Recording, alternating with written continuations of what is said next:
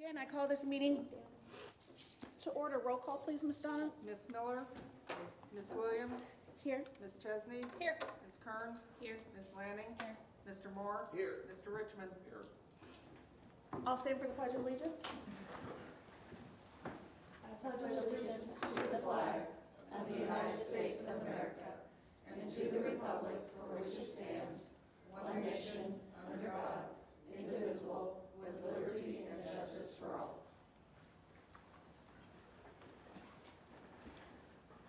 Okay, approval of the agenda. Is there a motion? I'll make it. Thank you, Rhonda. Is there a second? I'll second. Thank you, Jennifer. Would you call the vote, please? Mr. Richmond? Yes. Mr. Moore? Yes. Ms. Lanning? Yep. Ms. Kearns? Yes. Ms. Chesney? Yes. Ms. Williams? Yes. Ms. Miller? And the motion passes 7-0.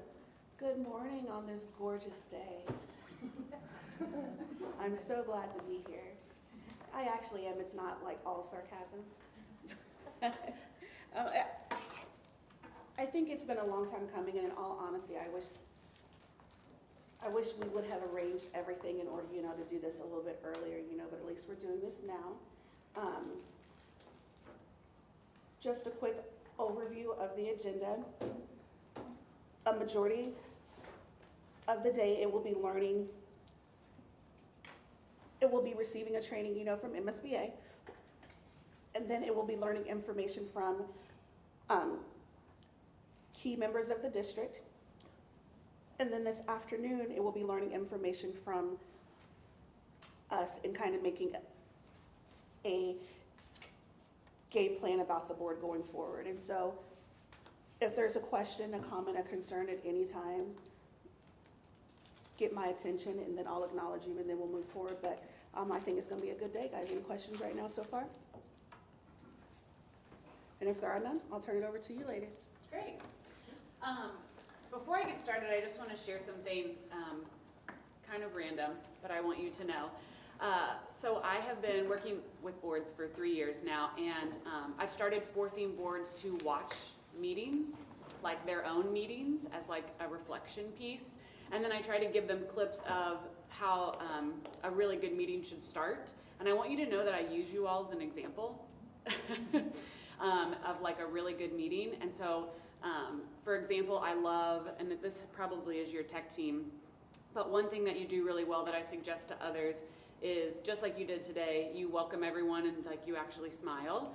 You'd be surprised like how many board members don't think to do that. And so I just really appreciate that. That's one of the things I point out that you do. Another thing is I love how at the beginning before your meetings, it's like the logo until you call the meeting to order and then the cameras go on. That's so nice, and that's like props to you all over there, so way to go. And then the other thing that I've showed a lot of districts and they love it is how at the beginning of your meetings, especially when there's awards or something to give out, that you all come out from behind your seats and stand to like shake hands with everybody. That's a rarity too. And so I just want you to know that I use you all as an example. And so if the views on your YouTube videos or whatever go up, it's because I'm forcing other board members to watch you all, because how you all start your meetings is really impressive and really great. And please just keep that up. So that's just random, just an aside, but I wanted to share that. Appreciate it. Thank Thank you. you. Random positivity. I'm not gonna lie, I was nervous when you said, I use you guys as an example. I'm like, we're gonna start the day off. All your faces were priceless. I'm ready for the other shoe to drop. No, it's real. I watched like 30 districts trying to find really, really good examples, and you guys are the best example that I have found. So, Thank you. yeah, thank you all for doing such a good job and showing such a positive light on St. Joe. It's really, really important. It starts at the top and you guys do it. Okay, that being said, Catherine Harrison, so happy to be back. I know the majority of you, but it's nice to see the 2 new board members. This is so exciting. And then I have Jeanette Coward with me, but most of you all worked with her, probably know her better than I do because of all of the long nights you had with her to get your amazing new superintendent. And so that's why we're here today. We're really excited to kind of start this governance team workshop with you all. And so what I need from you all before we can get started is I have over here a note sheet. So everyone needs to grab a note sheet. Perfect. We have everyone needs one piece of this big ol' sticky paper. I need you to grab a Post-it. They're 1 through 8, so everyone needs to grab one except for Miss Donna. And then I have Sharpies. You might need one, and then I have pins if you need a pen. So if you guys could come up and grab those materials, I'll lay these down. and then we'll get started. Yeah, you just kind of peel it off.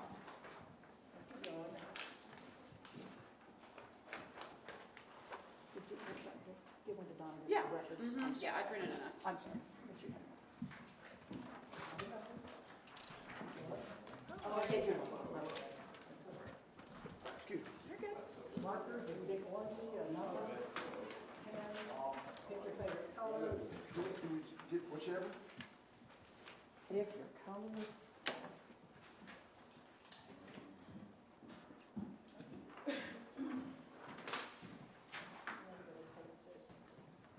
Almost every time I order. Did you get a big Post-it? You gotta have a big one.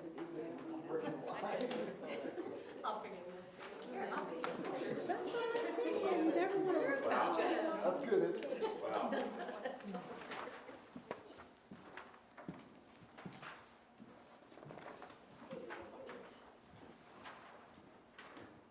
I'll be number 8.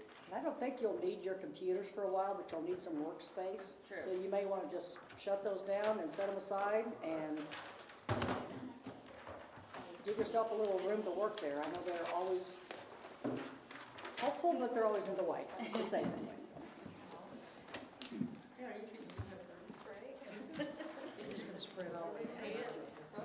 All right, so the Post-it is gonna come in throughout the day. I'm gonna put you in random groups or random pairings, so make sure you hold on to that. And then we'll go ahead and get started with this 4-quadrant activity, which is what your orange piece of paper is for.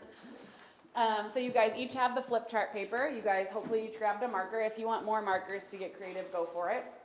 If you could divide your chart into 4 quadrants. You can use your pen or you can use your marker.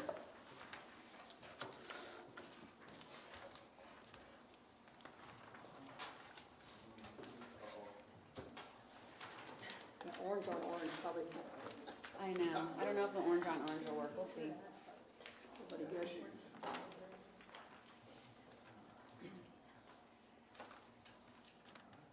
Okay, the hard part about this is not necessarily answering the questions. It's that you have to draw your responses to the questions. You can't write your answer. Okay?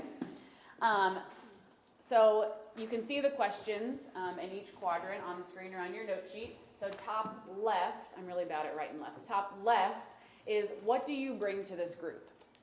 And you have to draw it. What do you bring to this group? Your top right quadrant is what do you need from the group?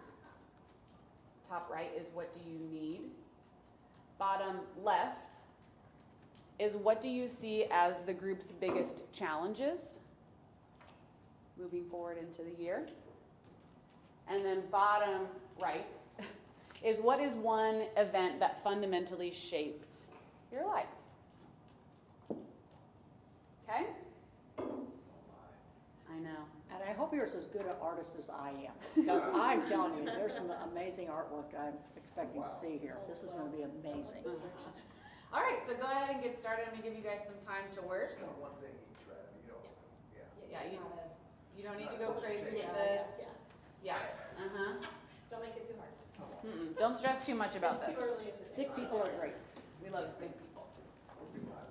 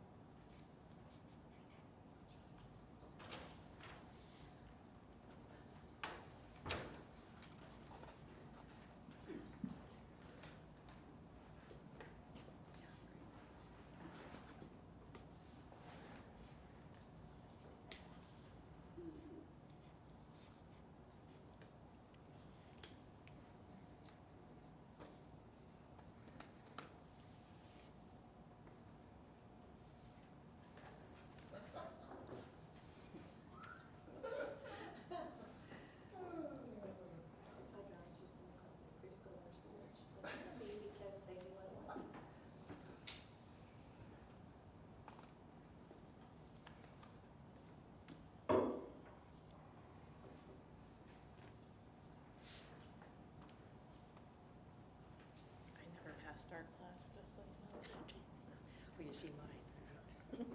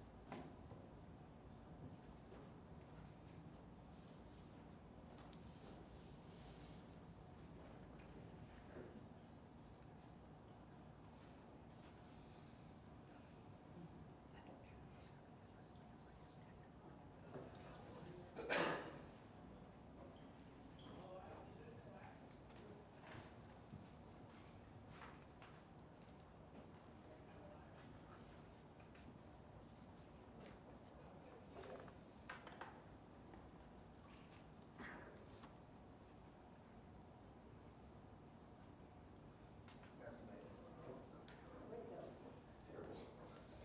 amazing.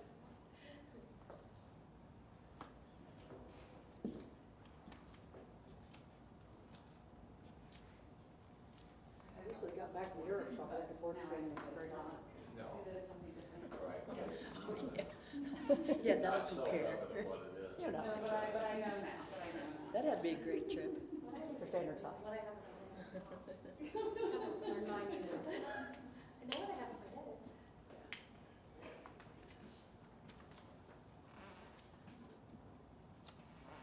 Oh, you get assignments like this and just freeze and going, oh my gosh, I have to draw. I know, and then the perfectionist in me comes out and then I feel like I can't, yeah. Now with some music, I could do that for you, but.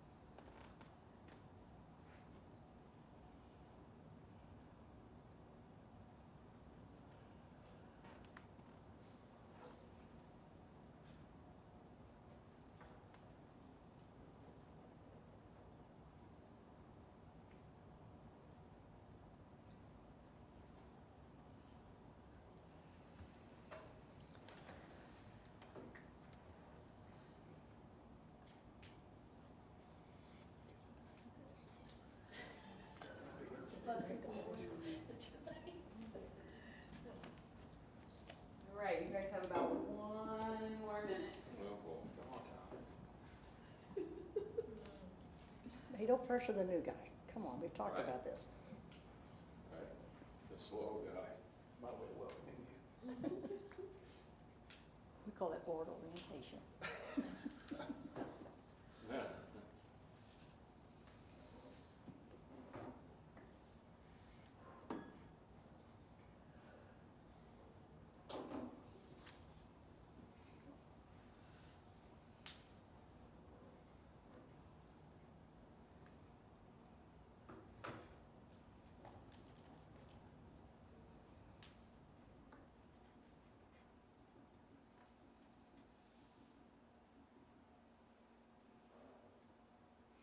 And just so you can start mentally preparing, you're gonna share in the order of post-it that you picked. So whoever's post-it Oh, number good. 1 is gonna go first. I feel good about it here And right then now. 2. Wait till she goes in reverse order. That's right. We weren't gonna tell him that part. Oh, sorry.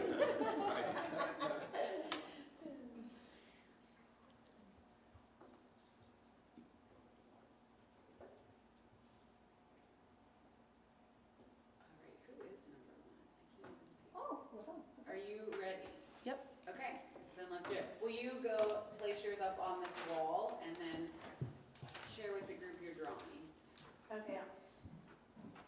All 4 of them? Uh-huh. Okay.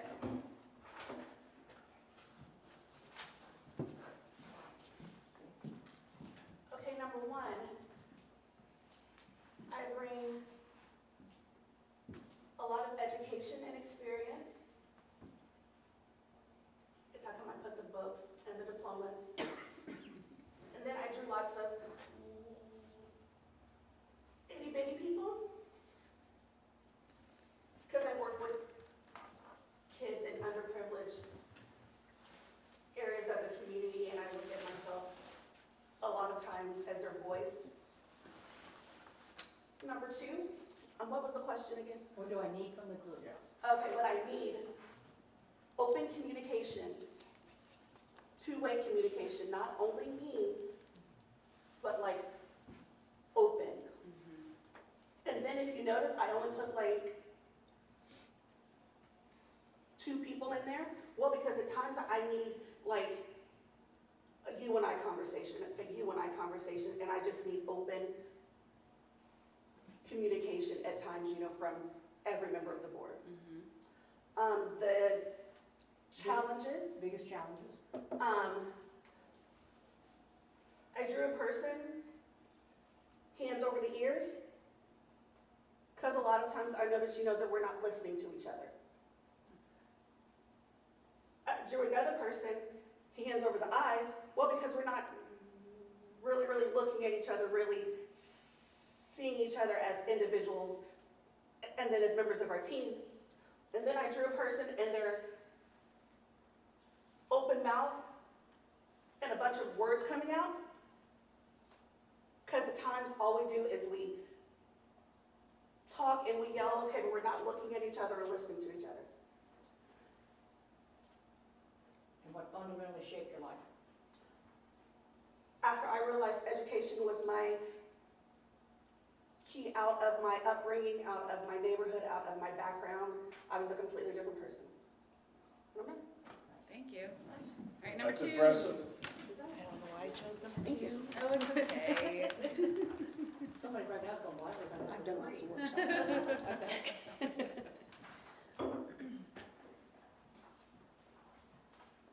I didn't pass art class, guys, sorry. Okay, the small stick figures, and I didn't get to finish. What was it? What do I bring to the What do I group? bring to the group is, being on the PTA board and everything, I bring a strong parent aspect to it, opinions, and been in many board meetings over several years, so that's a good experience for me. What do you need from the group? Pretty much the same as Latanya. So just open communications, everybody's opinions at the table, and to be able to express your opinion and have different opinions and keeping it here.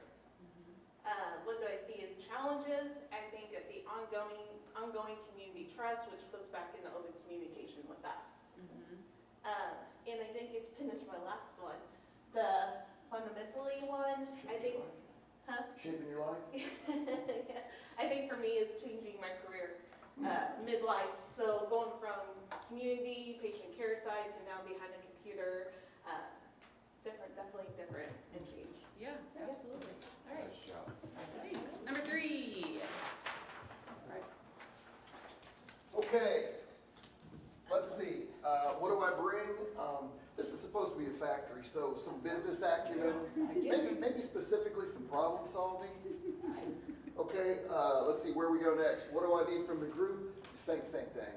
Wow. Communication, that's a good looking phone, isn't it? It is awesome. Old timer, Wow, yes. old time phone. You know, and Yeah, but if we have the kind of relationship between each other as individuals, where something pops off or you hear something, I can just call up and say, hey, Rhonda, what are we doing? And we don't beat each other up with it, And then challenge, very similar. Here's the wall, here's the brick wall, here's the community, here's us. And I think it's both the board and the district, really. I think there's something disconnected there.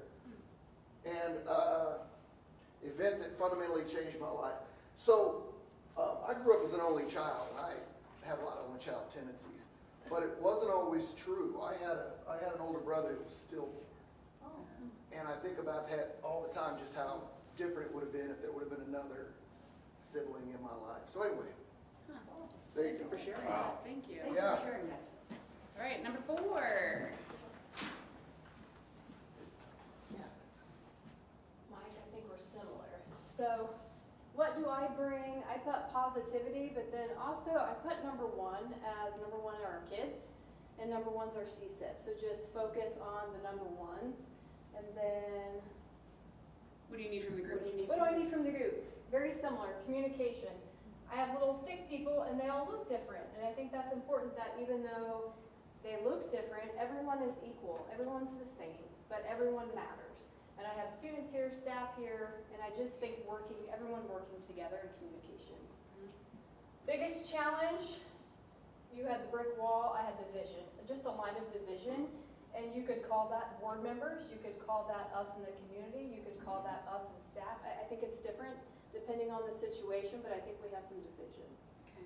And then something that changed my life, that would definitely be my upbringing. So my dad had a construction company, and my sister and I had to work every Saturday morning, and it just taught me the value of hard work and ethical behavior. So. Now what is that thing? This is supposed to be my dad's work truck. So Work truck, he okay. had a huge All right.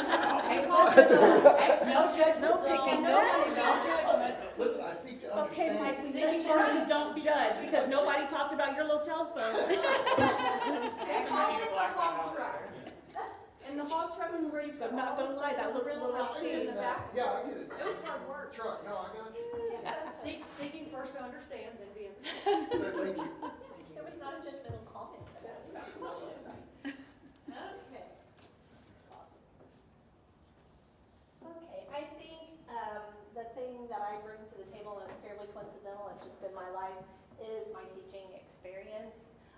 As I've sat here lots of times, I think about people who have not been a teacher and all the educational lingo that we use, CSIP, and so I didn't have to learn that. I'm actually very lucky. I didn't have to learn all that and learn how to be a board member at the same time. I have communication too, and communication between all of us, so all of us are in the loop and know all the information that we need to know to make good decisions. I think for me, the biggest challenge is our long-range plan, and how do we come to our 2-school plan. And I know we're not going to make everyone happy, that's not what I'm saying, but how are we being good at listening to additional ideas other than just what we have or what administration, how are we really listening to the community? And then the fundamental thing that changed my life was the birth of my first grandchild. Because I don't know, I just look at life totally different since Jalen was born, even though I have 7 grandkids now. Just slowing down what really matters in the scheme of life, because when you slow down and you're not the mom, it's really nice to think, okay, well, the dusting and the vacuuming and all that doesn't really matter. What matters is how fast kids grow, and that I need to take some time and do that. So that's made me a slower person about life and really let a bunch of things go, because I'm kind of type A, and I was, So she helped me to move to a type B a little bit, so that's great. And I knew that was a baby. Good. I thought Looks it like was little papoose. papoose. Yeah. Mine looks very similar, and just trying to make it not look like a burrito. It's a swaddle blanket. Yeah, but it started looking like a how funny is It that? started looking like a burrito. Those are here. Comparing and contrasting. That's right. I bring, so I've worked in HR, finance, and curriculum and instruction.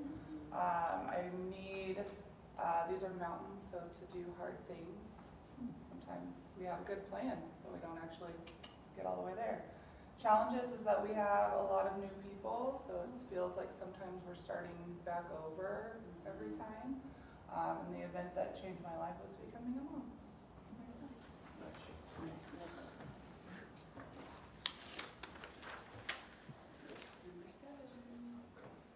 Yeah. It's almost time.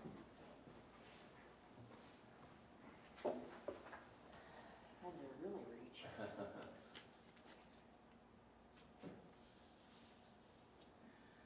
For me, what I bring to the group is a love for the community, for our staff, for our students. And it doesn't matter who they are, where they come from. I love them, and my desire is to do what's best for them. Here, what I need from the group is, I think it matches communication, where everyone gets to participate, everyone inclusive. But it's just not here, it's including community in with us. Here is, our biggest hurdle for me is respect among this group. Listening. Everybody gets an opportunity to express their perspective, but it can be also hearing again from the community, listening to what they say, like our surveys we put out. But it's listening and then coming to an agreement whether we like it or not, whether it's ours or yours or whatever it is. Here, this fundamentally changed my life. As a young person, I came to Christ, and that totally changed the perspective for me, from myself to somebody else, to others. And I come from a big family, so you really had to wrestle your place into the lineup. But he changed that, so it wasn't about me, it was about somebody else. Nice job. Okay, I are an engineer, so I'm not an artist. This is a picture of me. What I bring is experience, a good attitude, and old age. I recognize that cane. Yeah, thank you. Thank you. I've probably used it before. What I desire from us, and I think it comes from the things that you guys said, is the ability for us to join hands. That's supposed to be a hand, and then there's a different pen here with another hand. The ability to join hands and come to unity so that we can represent ourselves to the outside community. The biggest challenge that I think is connecting our kids through our teachers and superintendent, that's you, Ashley, and to the board and to the community. I think that that's a goal of mine, is that we do a good job, and that in the midst of that, we change the narrative about the public schools in our community. And then I appreciate Kim doing that, because I felt pretty vulnerable. But in college, I became a Christian, and you know, I could have said I got married, because that straightened out a lot of my life. I have a bunch of grandkids, and that's a good thing. But the fundamental thing that impacted my life and continues to guide me is the faith that I put in the Lord and His guidance in my life. Good. Yeah, that's great. Thank you. This is kind of fun. I just like to see kind of what everyone says, and I think this thread of communication is really interesting. I wasn't anticipating basically every single one of you to say something about that, but that's something that I hope to weave into today, is kind of talking through why do we feel like there isn't communication, and then how do we change that. So at some point we'll get there. Okay, but I want you to think of a time when you started a new job, board members. Started a new job. What were some of the feelings and thoughts you had that first week or month on the job? And you can just share out. Almost 8 years ago, I began my job at the Bartlett Center. Well, when I began my job, I was not like a teacher in the room, anything like that. I mean, I began as the new boss that nobody knew. And then I began it under kind of crazy, in like a crazy way where nobody knew that they were getting a new boss. I just walked in. And so, I mean, I understand, you know, where you come, I mean, like coming in as a new boss up under a board who no one really ever knew me, anything like that, or didn't understand me. It was a little bit kind of difficult, and I struggled in the beginning since, I mean, everyone was new and everybody did not like me. I won them over eventually. Only, I mean, it is a little bit of like, it is a learning curve. And what I would have wanted was for my board and my staff, you know, to give me a little bit of a chance, more of a chance. And then what I wish that I would have done a little bit kind of differently was to ask more questions and listen to my board and my employees more, since, I mean, I was new coming in, you know, so I think that's a good question. Thank you. Anybody else? Thoughts or feelings that you had starting a new job? I became a principal in Guam. Ooh. And it's intimidating. You get a whole new culture, you get a language barrier, you get all kinds of interesting perspective. So even though the common language was English, in a new position, you have to learn how they speak it, how they speak their thoughts, how they live that out in a different culture. And so I feel your pain, because any job, even if you're confident, even if you're competent, it's intimidating, because now it's on you to do the work of creating a common culture and a place that's welcoming and showing an interest in that community, regardless. So, because you want success. Right. That's your purpose, is success, and for the good of that community. Mine was when I was getting ready to retire from little kids and took on an adjunct job at the college, which I had no idea what I was getting myself into. They hired me on a Monday, and I started the next Monday with this college class. Yeah, and had no desire to go back to school and get my doctorate, not after retiring from teaching. And I remember the first night that I taught the class, I came home, I was so excited, no one interrupted me. They all stayed in their chair, no one had to go to the bathroom. It was quite refreshing, but I realized there was so much I didn't know. Yeah. And I think what the Department of Missouri Western did that was really beneficial to me was they didn't treat me any different than people who've been there for a while or had doctorates and I didn't. We were all this one team working together, bringing different things to the table. And so part of it for me was naivety, which I don't think you have that, Ashley. I think you're coming in because you've been in the district for a while, so I think that's a huge benefit. But I had to ask a lot of questions and then kind of decide where those answers to those questions really fit me. So yeah, it was, for me it was excitement because I was going from one career to a different career. So it was exciting for me, but frightening all at the same time. Yeah. Anyone else? I think about a position I got the opportunity to have within a company where like Tom, I'm an engineer by training and spent most of my career there, but I did 7 years in operations, and so, you know, plant manager type stuff. And I remember thinking going in there the first week that I'm gonna operationally fix this place. I'm gonna engineer this thing and we're gonna be rocking and rolling. And it became evident really, really quick that job is a people job. It's all about the people. I think we have the same thing going on here. I mean, we have to talk operations, right? But one of our big roles is people, each other and the community, so. There you go. Thanks. I'll say one quick. I last started a new job in 1981. So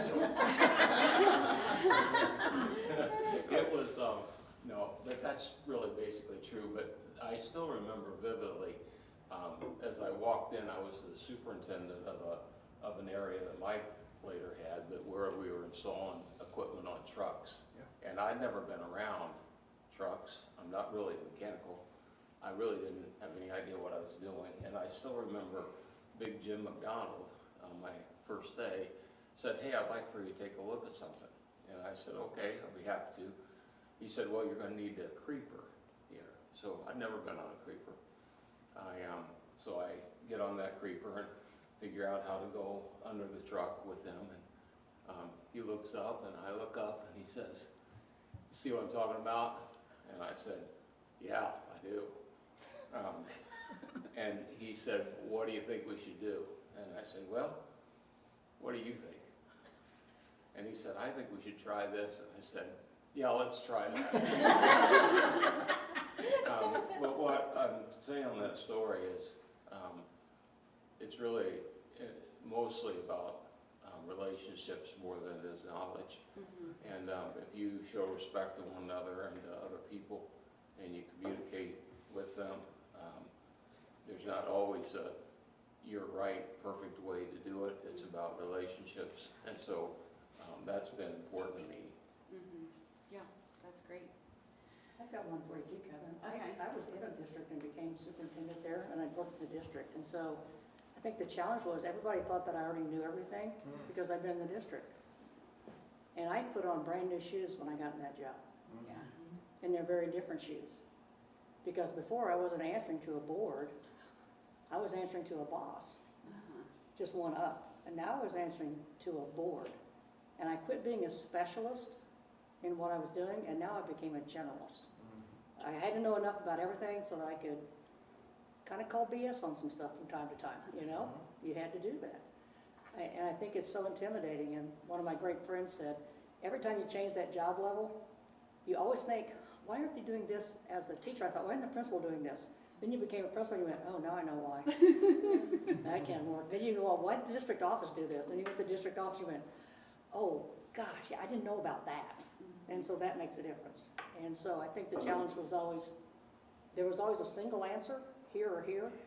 And when you became this job, you had to be in the middle and take all of that from both sides and be that person. And so it's intimidating as it can be, because the assumption is you know it all and you can do all these things. And at the same time, you're going, you almost feel like you have imposter syndrome. Like, I shouldn't be doing it, you know, like, I don't know, just like you did. Totally imposter syndrome. You didn't know what you were doing. But it's that part. And I was lucky enough to have a board that was gracious with me, because trust me, boy, did I make mistakes. But they helped me learn through that. And then they learned too. And so I thought it was really an interesting piece, particularly being an internal candidate, because of the assumptions that are made. Because we assume that even when we interview, we assume we already know them. And they've been working in a whole different world and a whole different venue. So this is brand new. This is this gig is different than any other gig there is in a school district. It's different. So yeah, it was tough. Yeah. And so just keeping that in the back of your mind all year. And honestly, I think personally it takes 3 years to really grasp any job. I mean, I remember being a teacher, and even the summer before my third school year started, having those nightmares before school started where you're just anxious or you can't get the kids under control or whatever.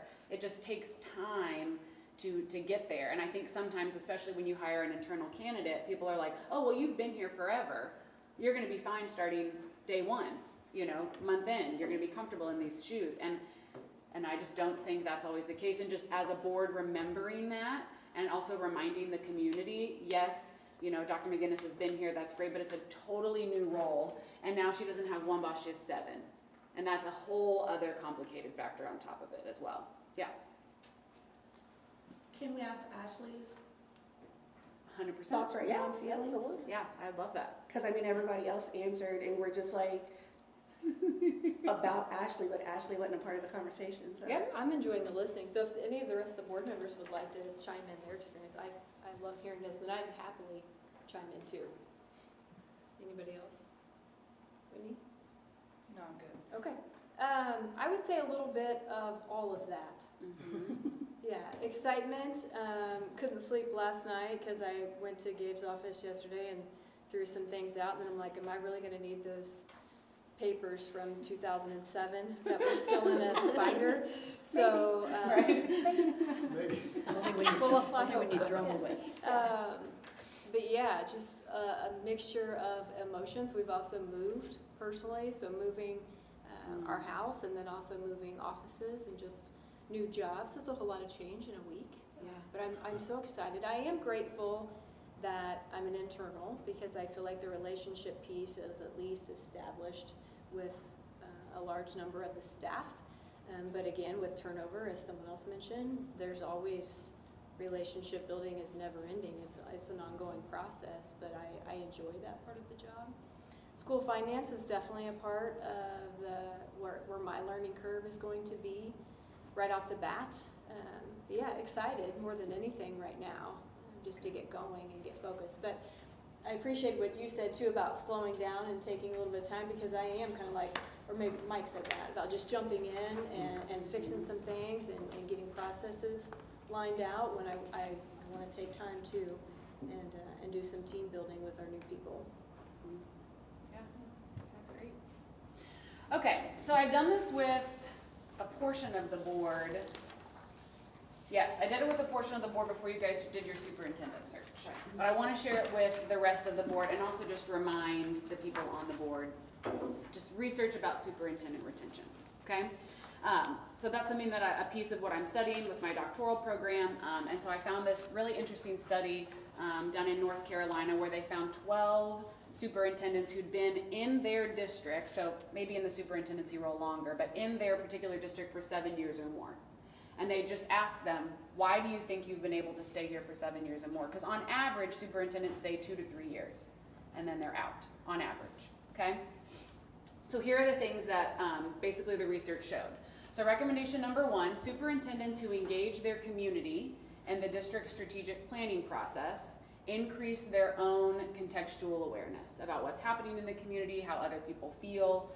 That's really important, and that was a help in their longevity. The second is superintendents who listen, are visible and accessible, and who are flexible in messaging are effective communicators. So huge about being a good communicator, being visible. That's another reason that they felt like, maybe this is why I've been here such a long time, I think I'm good at this. But this third one was really interesting to me. Superintendents who build significant relationships with their board will gain support that will increase their capacity to successfully face challenges and lengthen their tenure. And so they recognized, yes, it's important to be out in the community and understand what the community is looking for. It's also important to be a good communicator and be visible. But this last piece right here I thought was interesting. That relationship with the board is so important. So I went to that section of the dissertation, actually it was, and they kind of had some things that elaborated on this relationship between the board and superintendent. So all the superintendents in the study stress the importance of knowing the board's expectations of them and making sure it's the board's expectations, not the board members' individually expectations. What does the board as a collective need from me so that I can make this happen? So that was number 1, is I need to know the board's expectations, which means the board has to figure out what are our expectations and share them with the superintendent. I appreciate that it's the board as a whole. Yes. Not our individual. Yes. Absolutely. The next is superintendent said that the most important factor in determining their longevity in a district was their relationship with their board. Amen. And the longer that I'm in this role at the Missouri School Boards Association, the more and more that I see this to be true. Yeah, the board's got to get along, and the board's got to support their superintendent, or else the superintendent can leave. And they will. Desi's now talking about, you know how teachers were a critical position and now retired teachers can come back and get full pay because we have a shortage, basically. They're thinking about doing the same thing with superintendents because there just aren't enough. So making sure that we maintain that relationship, because the more stable the governance team is, which means the board and the superintendent, the more stable that team is, the more likely that children in the district are going to be successful. And research backs that. The third is superintendents use their board chair as either a liaison or sounding board when considering new ideas. So this relationship right here is very, very, very important to maintaining, you know, their sanity in their role as well. And then building a healthy and positive relationship between the superintendent and board is the doorway to forming a deep and sustaining relationship with the full board. And so I like to start this off because I feel like this is why we do this workshop after a superintendent search, We have to get off on the right foot so that all of these things can happen, so that you do have longevity in the role of superintendent here in St. Joe. You guys have a lot of things, it sounds like, that need to happen over the next few years, and to make sure you have one leader who can start that process and get you all to the finish line is so critically important. So that just is a little bit of background there. And then the big thing is figuring out, especially these first couple years with a new superintendent, what is the balance between monitoring the superintendent and supporting the superintendent? Because we definitely have to do both. There have to be expectations. You have to hold Dr. McGinnis to a level and make sure, you know, she's hitting these marks. But there also has to be some level of support. This is your new hire. This is your new employee. What does onboarding look like? What does support look like? What do check-ins look like? How do you make sure she's okay? Because this is going to be a hard year. It just is. It's just going to be a hard year. And so making sure you are, yes, monitoring, you know, making sure Dr. McGinnis is doing her job, but also supporting. This is your one employee. How do you take care of her? And that's kind of what we want to get into today. All right, so we're going to do two big chunks in our time today. The first is just roles and responsibilities. What are the roles and responsibilities of the board versus the superintendent? And then we're going to spend a lot of time on that communication and expectations piece, which I'm glad, because it sounds like that's the big thing we want to talk about. And so I want to make sure we get to communications. Okay, so I want to take a second.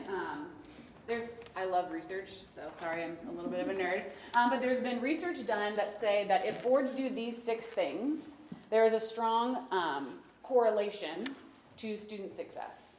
So they did this big study and they found really high-performing districts, and then they studied the boards of these high-performing districts. And they all had these 6 things in common. The board was always doing these 6 things. So I want you to write down, what do you think those 6 roles of the board are that help impact positively student achievement?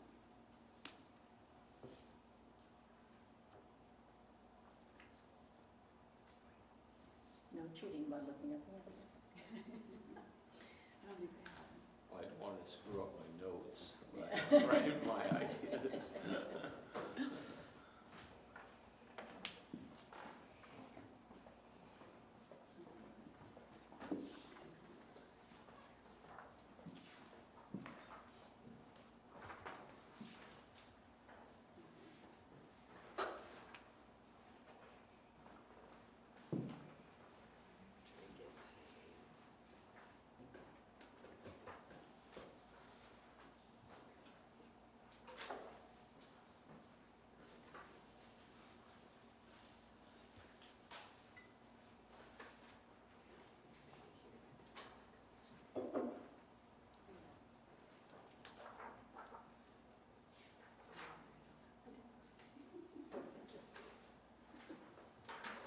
All right, like 1 more minute.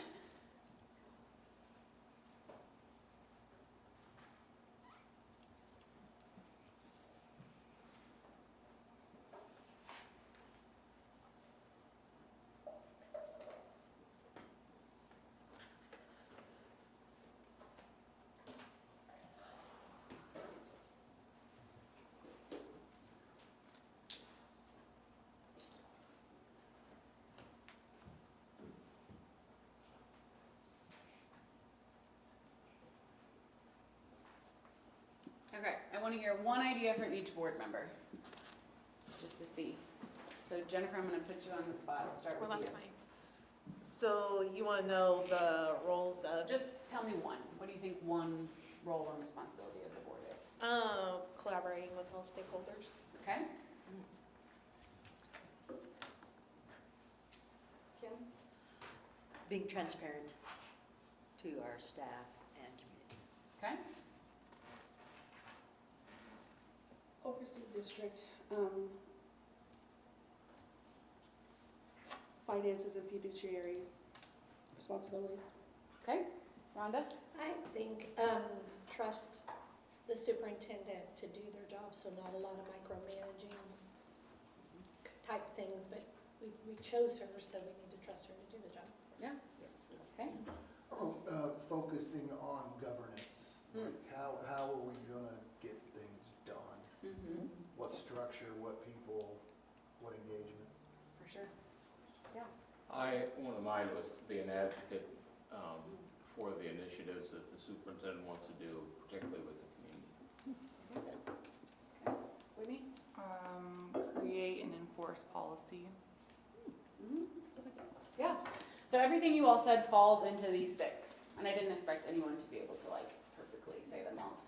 Okay, so the first is connects with the community, which is, Jennifer, I feel like kind of where you were going with that. Yep, so connecting with the community is the first big role of the Board of Education. The second is clarifying district purpose, and that ties back into your CSIP. What are the goals of the district? The third is monitoring district performance. And so that is looking at data, understanding the budget, looking at test scores, feeder patterns, all of that. Monitoring how the district is doing, huge piece of the job. Delegates authority for district operations. So Rhonda, that's exactly what you were talking about, hiring a superintendent and trusting them to do their job, delegating that role to them.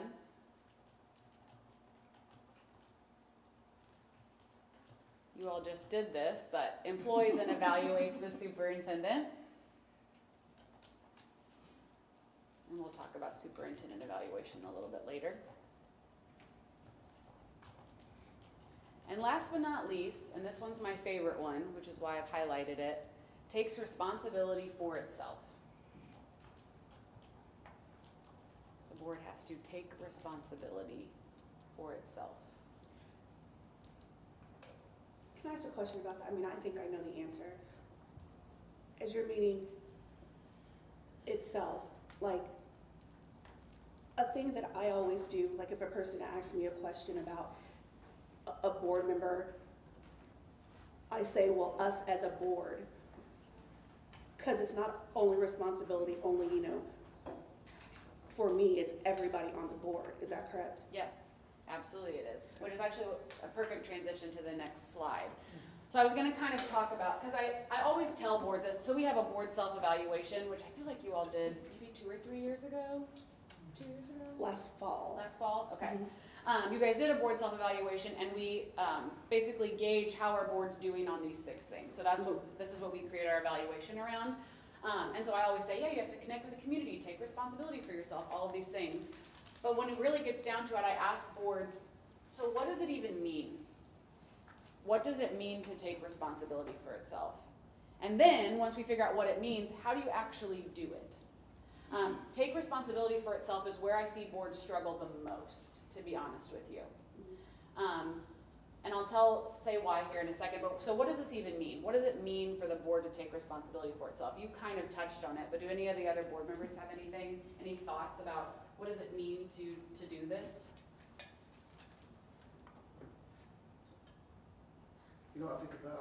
I think about the process of getting to some decision point and how we can all be different and all share our concerns or whatever. But at the end of that, we have to leave the room supporting what the decision was, rather than just going out and continue to argue for our side of it, whatever that is. Yep, that's perfect.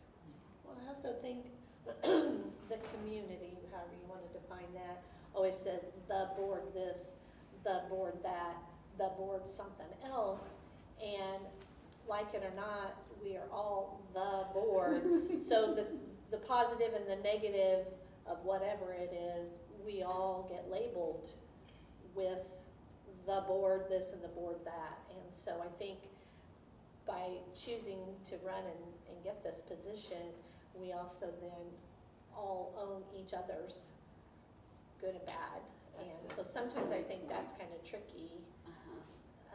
But at the end of the day, we are the board. Yeah. And I agree, even when they say something before I came on here, I'm like, it's me now too. So, I mean, you just take that responsibility, good or bad. Yep, and like the community, some are more engaged than others, but I would say overall the community doesn't realize necessarily that the board right now looks different than the board did a year ago, looks different than the board did a year ago, looks different than the board did a year ago.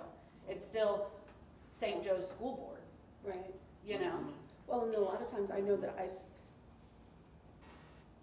I get extra attention, negative or positive, as the president of the board. Well, and then a person will make a comment, and in my mind, I'm like, I didn't say that, that wasn't me. Well, and then I'm just like, okay, but I mean, it is me. Mm-hmm. Yep, agreed. So the role, this is like the actual definition, yeah. Well, I think that if something is positive, to accept, wow, what did we do right to help that be successful? Mm-hmm. But if something doesn't go well, Mm-hmm. I think we also have to do some introspection and say, what was our part in the failure of this process? Yep. And what can we do differently? And how do we go about that? Agreed. So the definition, what does this role mean? It means the board collectively and also individually take full responsibility for board activity and board behavior. So not only are you taking responsibility for your own actions as an individual board member, you have your vote, you have your voice during discussions, all of that's true. But then once the decision's made, it's now the board's decision. Whether you liked it or not, the board decided, or no matter what side you were on, the board decided. And so it's time to then walk out of this room and support that board decision, which is hard. I'm not saying it's easy, but it is your job. It's your job to take responsibility for the board itself. So then how do you actually do this? And this is where it gets tricky. Board members are obligated to express their opinions and respect others' opinions, but no matter what, the board has one clear voice, one clear decision. And that's hard when it's 7, sometimes totally random strangers coming together trying to make these decisions, and then you're having to back whatever the majority of the board says. But I think that's the purpose of having 7 different voices. Totally That agree. speak for 7 different parts of the community. Yep. And it's okay to Mhm. have differing opinions. Yeah, it's the purpose. It doesn't make us dumber or smarter, it just makes us different. Yeah. I would say the other piece too, to keep remembering as a board, is you're the most unstable part of the organization. And I love when Whitney said, it feels like we keep changing, we're starting over. We start, so Dr. McGinnis is gonna start over every year with a board election. And every time you change just 2 board members, you've changed the personality and the interactions within your board. So this board can change absolutely every year. So one of the sources, the board that hires you is not the one that fires you. Because they change so much over time, and those of you that have worked for a board understand that. But that is a challenge, so how do you maintain that continuity? And how do you do those systems and those processes so you do have that continuity going forward? Because you do change every year. Sometimes you change 2 of you, sometimes 3 of you. And so those things are always happening. And so keeping that in your mind, I think the other piece here is it's not one person speaking with a clear voice, it's as a collective, you're speaking with a clear voice. So, I think Mike said it earlier, when you walk out the door, you can't walk out and go, well, that wasn't my decision, but that's what the board said. You are the board. You are the board. So you are elected to a board. You weren't elected to an individual position. You were elected to a board. Totally different ballgame than someone's elected to go down to Jeff City. That's a different ballgame. So those are hard to keep apart, and your community doesn't recognize that. They just don't do it. And boards have changed politically over the last 3 to 5 years greatly. And so how do you kick those things to the side so that you are a collective group? And it's hard. It is hard. There's something going through my mind. I probably won't do a reasonable job of expressing this, but there's also a responsibility that you take on as a member of the board regarding your own individual expression. Yes. Certainly, I think we're all in agreement that the board's expression is what we represent. But I think when I said the word advocate, I think that we take on a different role, that we're not just expressing our opinion, even individually. Particularly in the community, we're expressing a positive message that accentuates the things that are good and right. And I found that to be true in my own personal career, and what I also saw was the most successful people, as they as they moved up, they learned how to control their own expression. And by controlling their own expression, they gave confidence to the team and to others around them about what was happening. And so I think that there's an individual responsibility with this too. I'm not trying to get us off track, but I think that's the case. I think individual opinions are good, but I think when we take this position on the board, we take a different mantle, that we're not just making our own personal voice louder.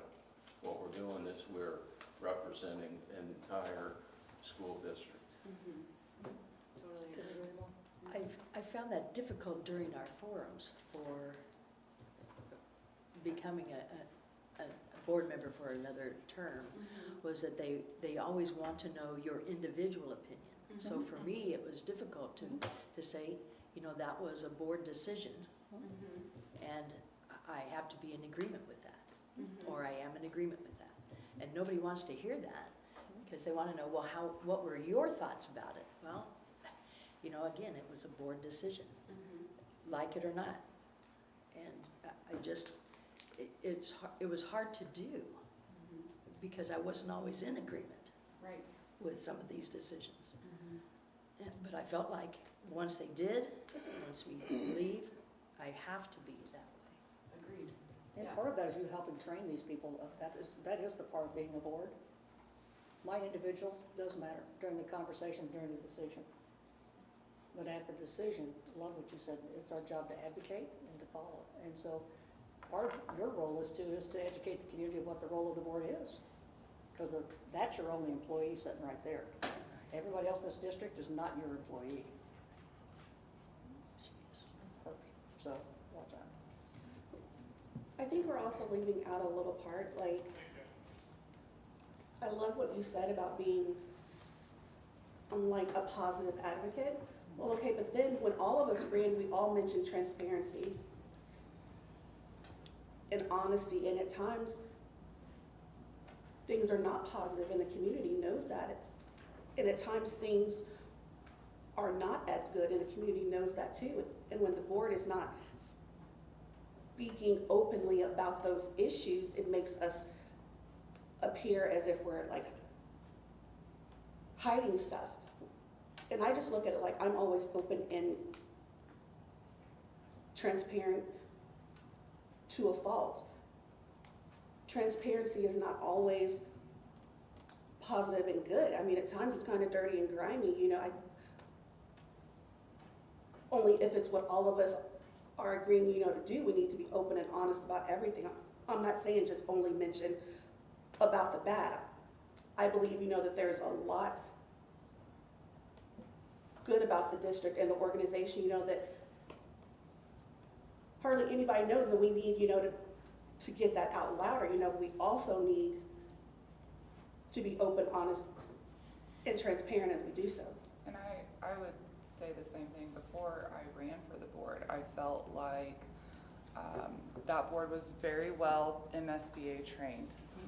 All of these things that you're saying, they gave a stock response, and so it did feel like, hey, you have a fire in your house, and you're just like, it's a little warm, but everything is fine. So I think that there becomes a level of, like, do they not know what's going on? Like, do they not know the struggles that the staff and the students are experiencing? Or are they just trying to be so blindly positive that, you know, which is it? So, I mean, I understand what you guys are saying. I agree to a certain level, but I also agree with what LaTanya said, is that I think part of the reason why it's hard to pass a school bond is because we say, we don't really talk about how, and I get that there's a balance there, you don't want to spook the herd, but they don't hear about how bad things are until we're trying to ask them for money, and then they're like, well, where has this been? You've been so positive for us, so I think there has to be some sort of balance there. Well, and I agree with you, Whitney. I think, I had no idea what I thought the school board role was. I don't even know what I thought it was now at this point. It's not what it is. But I think our job too is to, I mean, I have to do it even with my own brother of educating, this is the reality, this is not what you've heard, because I feel like people in the community hear things, and I feel like when you're a board member, you have a little bit more of an inside track of reality of what's going on, and I think educating the public as much as we can. We are not part of the city council, we're our own thing, you know, those misconceptions that they have, that there's pockets of money that have to be spent in a certain way. You can't just pay teachers more out of this and this unending thing. So I think if we can figure out how to educate the community more on what our role is, I think that's really, I found that's what I'm glad that I learned a lot of the things that I've learned, because I had misconceptions and I've been in education a long time. So I think it's important that we help the community understand why we do some of the things that we do. Well, and to go along with that, I will have to say that last year, Ashley, she's came to every PTA council meeting, offered to answer questions. And I think if we go along that track, you communicating wherever we can, I think that would help. It's called building trust. Yeah. Absolutely. It's called building trust. And it's okay to say sometimes the house is on fire. Yeah, It's okay to say that, because sometimes the house is on fire, it is. and that's okay. But we've got a plan to address the house is on fire. That should be the next part of the sentence, is it is on fire, and this is our plan, or we don't have a plan, but we're investigating and we're working on a plan. What do you suggest we do to help Yeah, put out I the think fire? it's just the acknowledgement that there is, that there are problems. And again, like, the problems that we are having are not, you know, authentic to just St. Joe School District. It's public education across the state and country. But when we're like, we're trying, like, we're just smiling through it, it's like, are they aware? Like, do they know what's going on? And you fight social media, and that really has changed this whole dynamic about who do we trust and what communication process do we trust. And so building that trust is going to be key to the district's success as you go. Social media is a pain. You know, it's an interesting opportunity that we have, isn't it? Well, I love that, that's the positive take on it. I think But it it's is. an opportunity. It is an opportunity, and it'll either drive you crazy, and it will, or it can be one of the greatest tools that you use too. You know, to educate the community. Well, Everybody's got an opinion right now, because if you like and it or everybody's not. opinion is valid right now. Right. And every opinion and every ballot is your answer to what you need to be doing. Your job is how do we sort that out, and being able to recognize, I heard these opinions, I heard these thoughts too. This is why we can do this is why we cannot do this. There's a reason why you choose to do what you do. You're smart people. You're a little crazy. Goes a long ways. Well, and I think too, I've been thinking about this a lot lately, we're all still human. All of us are, and when I was having a conversation with some people, what I wanted them to understand is we are really trying to do what's best. All 8 of us are really trying to do what's best, and in the process of that, we may make some mistakes, but we are never going to intentionally do anything to be harmful to our children, to our district, to the teachers. We really are trying to do what's best for kids, and I really think the new administration also has that goal in mind, and I think we may have a different opinion about how we do what's best for kids, but deep down, our desire really is to do what's best for children. Or we wouldn't do this job for free. What? Oh, and I checked the account, did it? Sorry. Someone's like, what did I sign up for? This is not the job description. Don't check your Okay. bank account, even though it's the last banking day of the month. Well, I All right, think let's now move- I think now being on the board too, I try to educate with social media through facts, not opinion now. Because if I stay to the facts, then it doesn't come back as often. Facts and policy are your friend. Very Uh-huh. helpful. Yes. So taking responsibility all comes down to collective authority. And I was talking to a district about collective authority, and one board member says, well, I'm not going to do that. I'm not going to do collective authority. And I looked at the board member and I said, okay, it's the law. So I guess that's on you if you really want to. But it is the law. Collective authority isn't just something that we say that you as a collective can only be the ones to make the decision. You as an individual cannot make decisions. It's you as the collective has the authority to actually make decisions. And this has been held up in court. So this was back in 1996, actually just down the road. Center School District went to court over this and lost. The board members were suing each other. So if you guys think, it's tough, board members were suing one another, it was an uncomfortable situation. But they said, like, no, you can't, as individuals, be doing all of these things outside of board meetings. Like, all of these decisions you're making are null and void. Stop. And I've heard superintendents say, which I think is really interesting, they'll, let's say, meet with a board member or get an email and say, hey, we need you to look into this. And they ask, is it the will of the board? Is this the will of the board? If it is, 100%, I'll drop everything and go do that now. If it's the will of you, I don't have to. Is it the will of the board? If it's the will of the board, I'm down. Let's go. I appreciate that. Yeah. And this is your answer when you get this question, why do we do this? Boom. Yeah. Yes. It's law. So collective authority definitely has its challenges, and I'll just go through these quickly. The entire board may not agree, and you might be in the minority, which then just makes it uncomfortable, but it's, again, the collective is who rules, and so sometimes, the vote's 4-3, and you're one of the 3, and it's a bummer, but collective authority says those 4 say yes.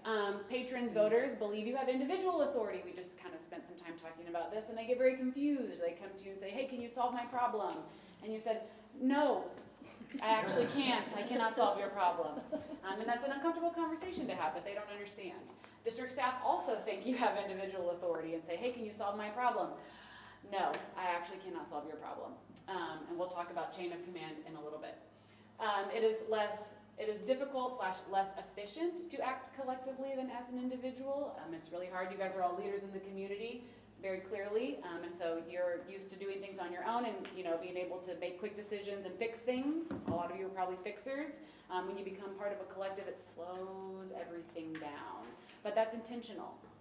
Sometimes an emergency happens, and so we're quick to make a decision, and we've made the wrong decision. And the fact we have to wait a couple days, come together, make decisions as a group, I think helps make the best decisions in the long run, personally. Challenges is lack of teamwork or diplomacy skills amongst the group. So now we have a scenario, and so I'm going to divide you guys up. If you have an orange post-it, will you go to, actually a lot of green post-its. I'll have green post-its go over here, and then orange post-its go over here. I'm going to have you all discuss this scenario. I'll read it to you and then have you get up and move to answer the questions. So scenario number 1, board member Amy attends a school open house and is approached by a parent upset that their child was not selected for the gifted program. After hearing the story, the board member Amy tells the parent, that doesn't sound right at all. I'll talk to the superintendent about it. Board member Amy then emails the superintendent that night asking them to look into the student's placement and reach out to the parent. Okay? So green gonna go over here, orange gonna go over here. Here are the questions that I'm gonna have you all discuss. Did Amy overstep her role as a board member? What maybe could she have done instead if she did overstep? And then how might actions like this impact the superintendent and board relationship? Okay? Green post-its over here, orange post-its over there. Get to discussing.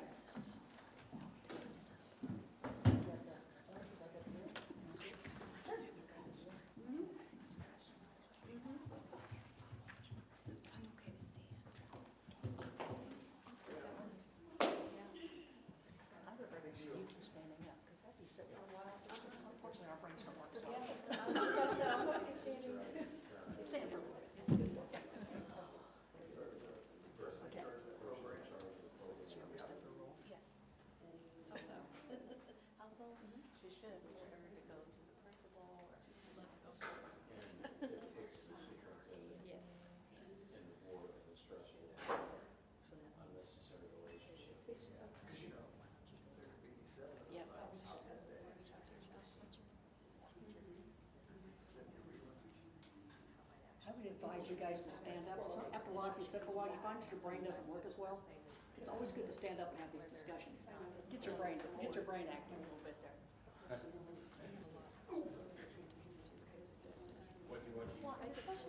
I agree. Yes. And they consider that behind the beginning. And then I get overwhelmed in the fixer that I am. So I for sure, but I think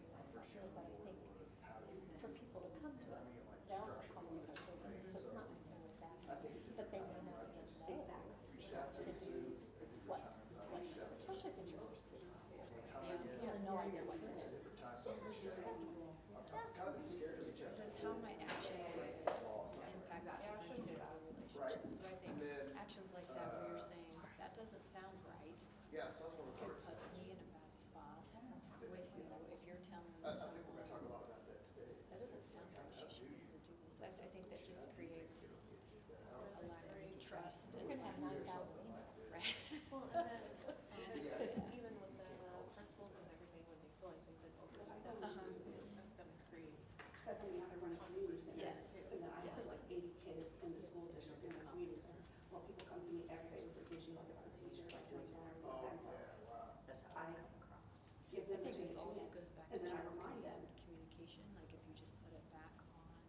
at the Bartlett, I mean, any other time, I mean, yes, I'm the Parent to president of the school board, you know, but if there's a problem with your Handbook as far as the process of coffee communication. at I know a lot of times you guys have connections. Starbucks, are you going, you know, to but contact it could put me to the board? No, you're going to go like Yeah. into the barista, into the manager and everything like that. Because Well, so what they need to eventually, do is I need you to go to the chain of if command. it's allowed to And what be I've also happening, learned though in our district then these is people down here I may mention it don't like, do anything okay, because like, well, actually, I'm just and now take after care of the it. person And then, came to I me know about I've had this to and learn I that said, I the need you hard to do way, this.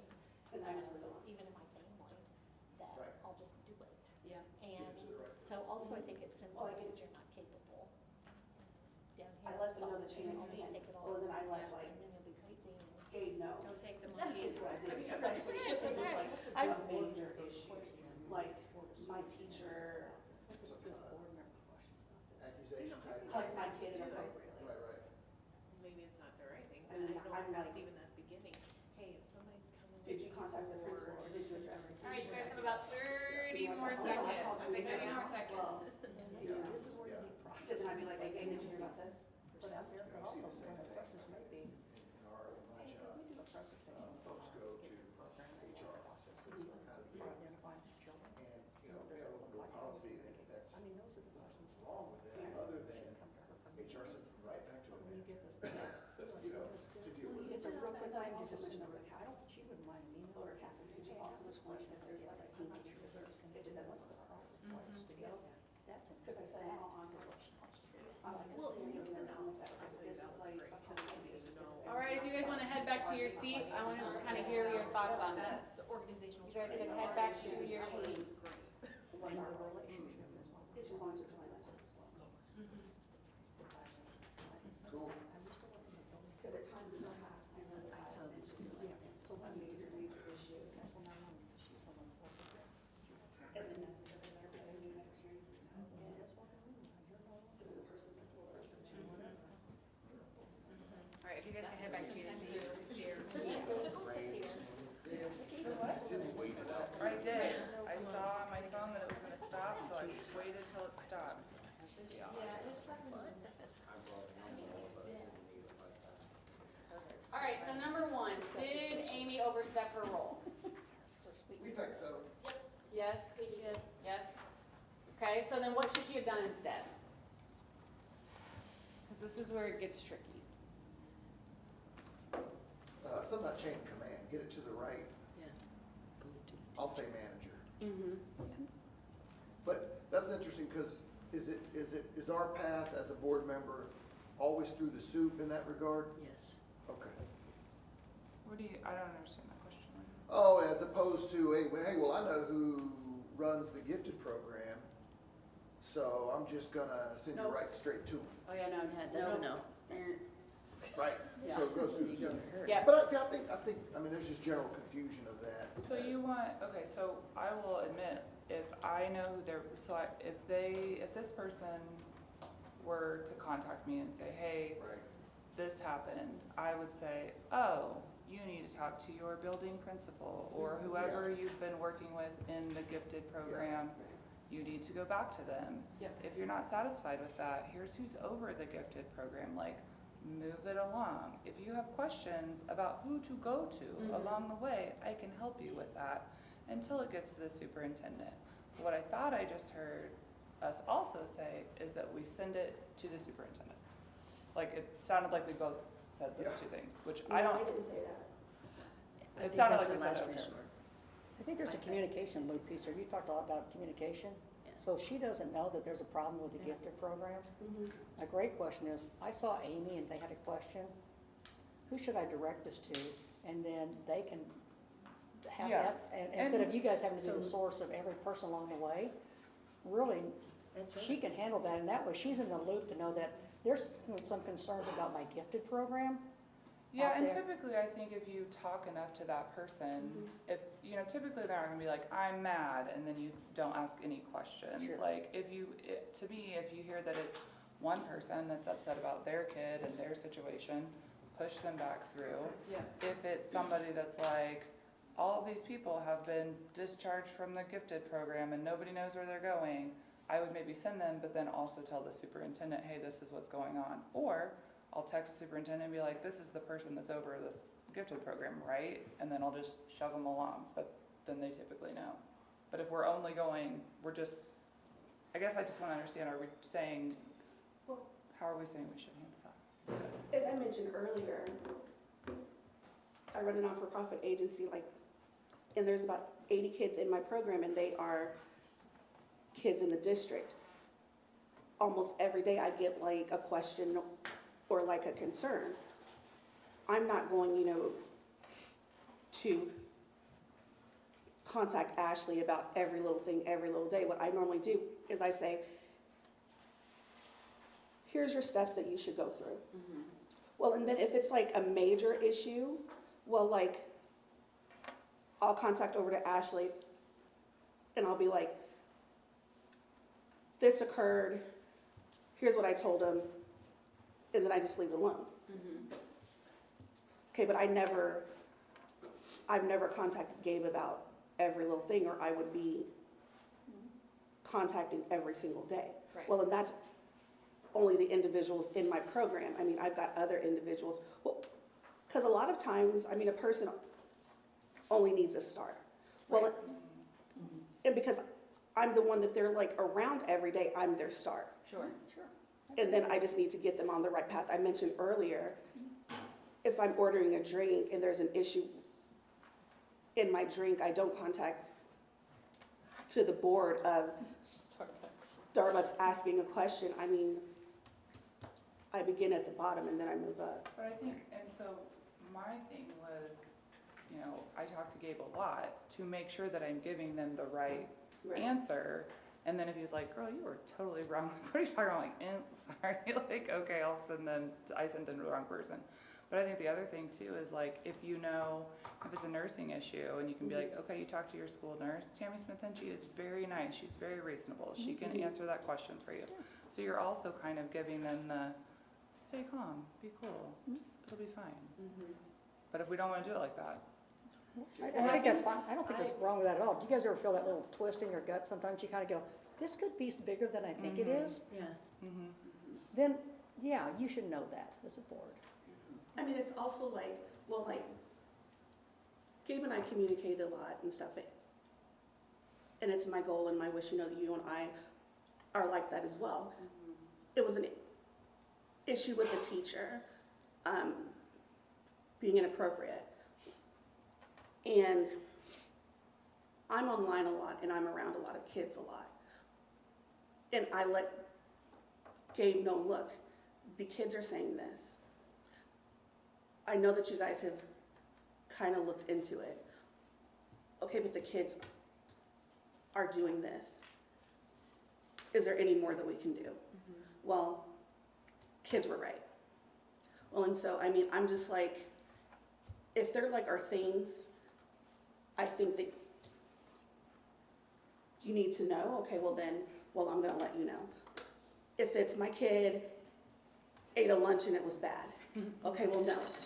Okay, but if there's like a post online and there's a group of people and they're saying our milk was spoiled, then that's a big issue, that I think that you should know. Yeah, well, and that's what I was gonna get to, and I'm glad you said this, is first of all, we have to decipher what needs to go to the superintendent versus what doesn't need to go to the superintendent. Because not every complaint that you're gonna get from a citizen or a student or a parent needs to then go to Ashley's desk. I mean, how many students are in this district?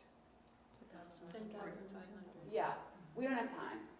You all don't have time. As board members, you don't get paid enough to deal with this and solve everybody's problem.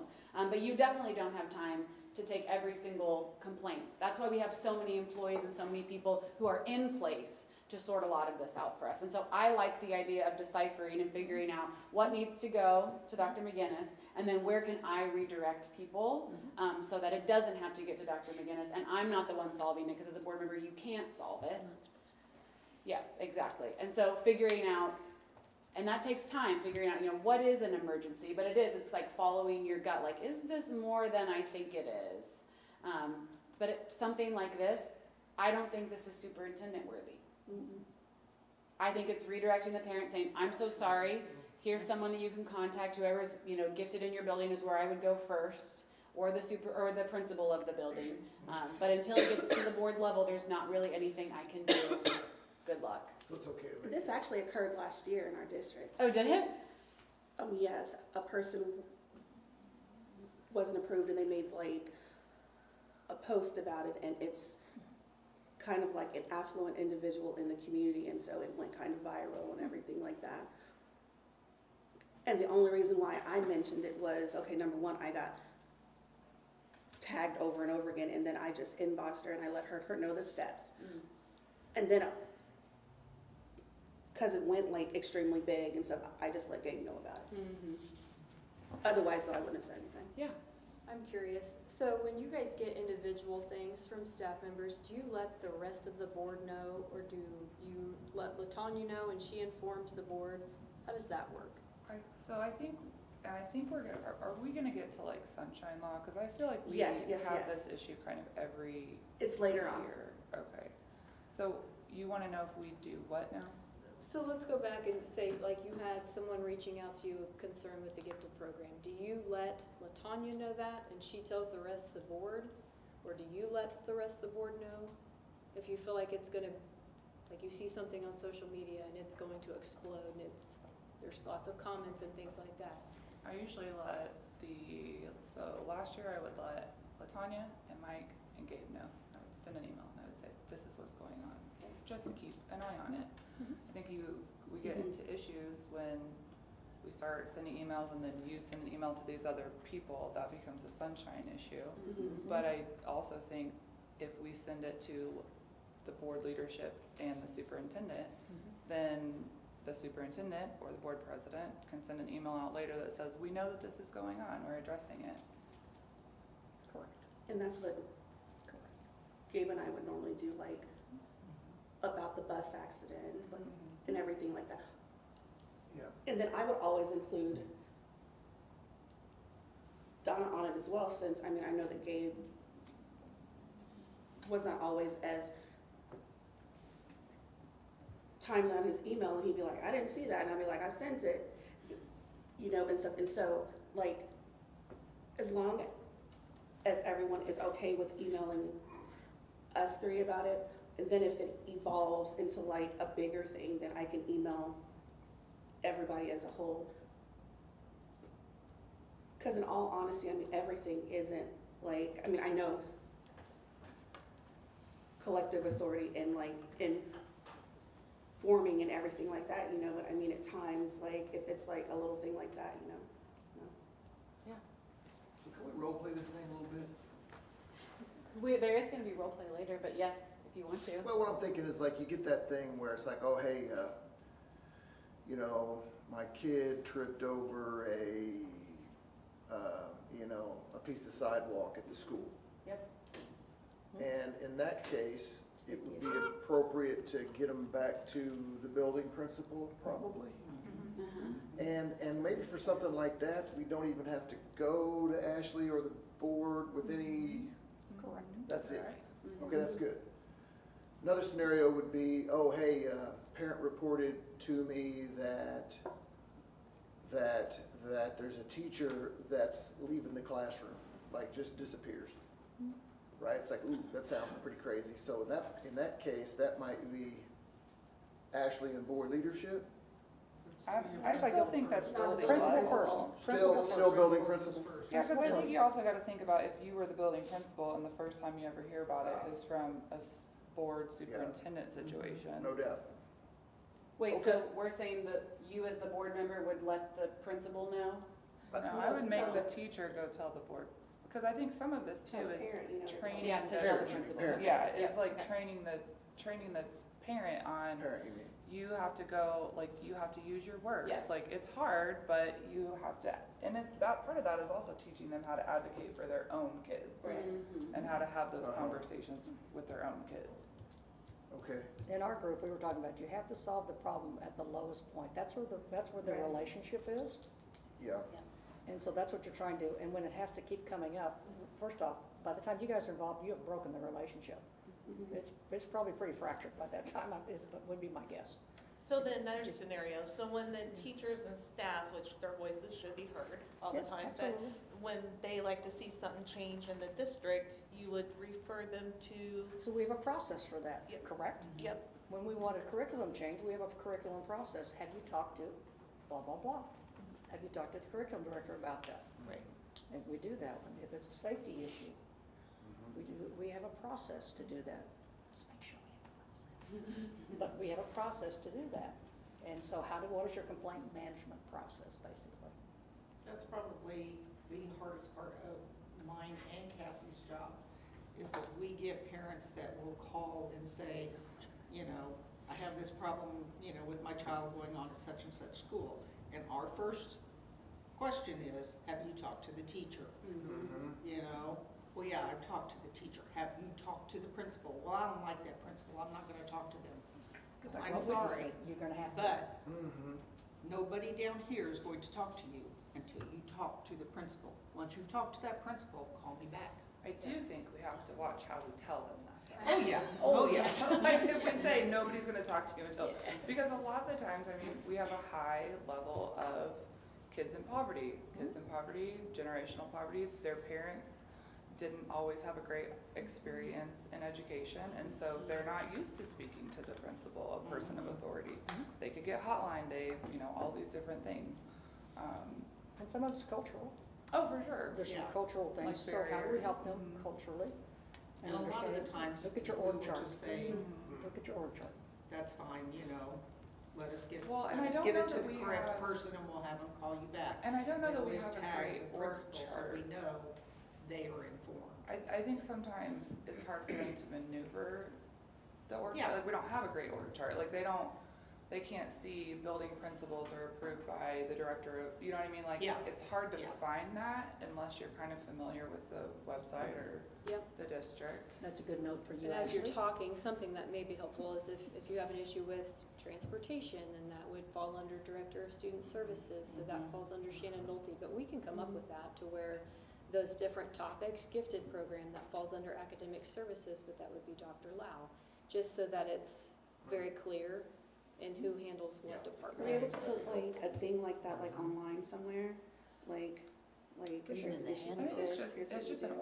org chart, you know what I mean? Yeah. It's like, Mhm. here's Yeah. this person, and when you click on it, it Mhm. shows the building levels, and then it just, but I mean, at the same time, if I'm the principal and there's a bus issue, I don't want that parent to go Right. to Nolte, because Right. then I'm like, I don't know what you're talking about. I could have resolved that very easily, Right. but I didn't know about it. Yeah. And LaTanya and Ashley are gonna be busy trying to keep you guys in the loop, but out of the weeds. Mhm. Yeah. All right, it is a little after 10. I want to take a little bit of a Two. break, if that's okay, and then maybe we'll reconvene like 10:15, somewhere in there. And we may have to skip a bunch of stuff because I want to get to the We wanna get to communication, so we're gonna, we can adjust, Yeah. adjust our lesson plan today. All right, so take a break, use the restroom, get more coffee, whatever you all need to do, and we'll start back in the Good, next good conversation, 5 minutes or so. good conversation.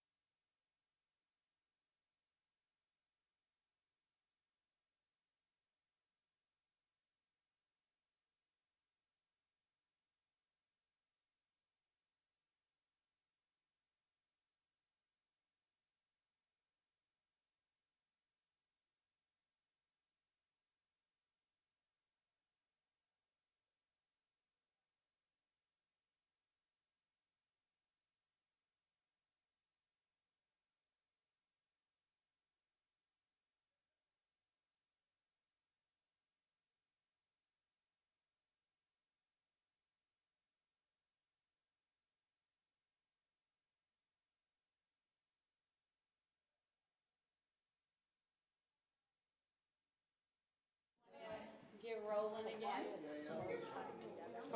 Whoever split the orange stone with me, thank you so much. Sorry, yeah. You're good. Thank you. And then just sit back.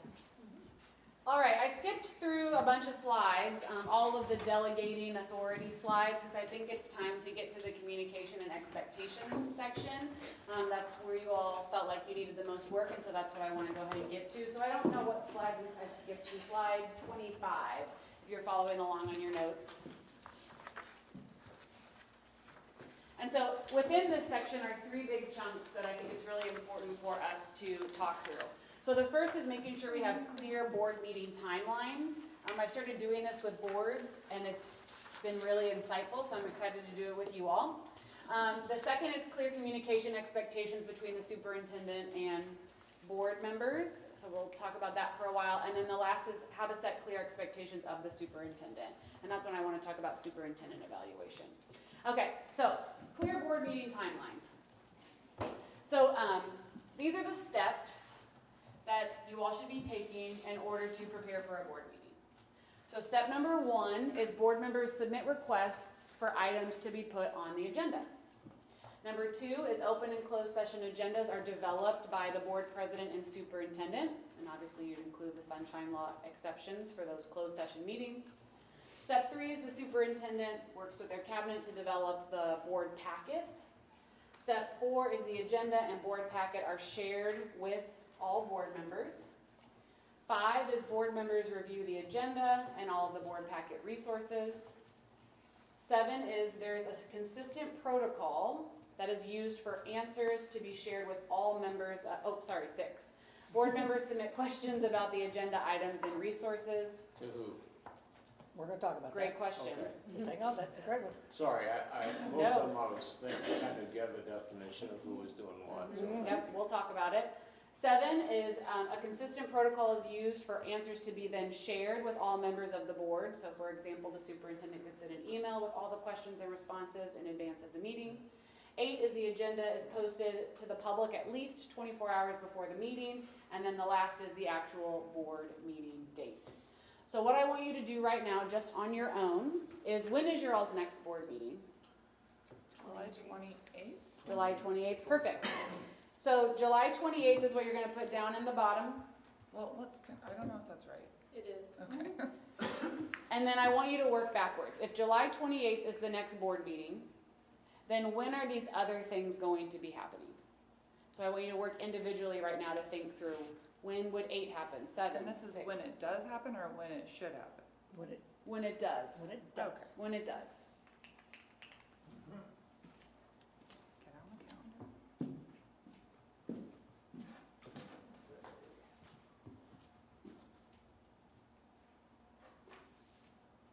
What was it, July 28th?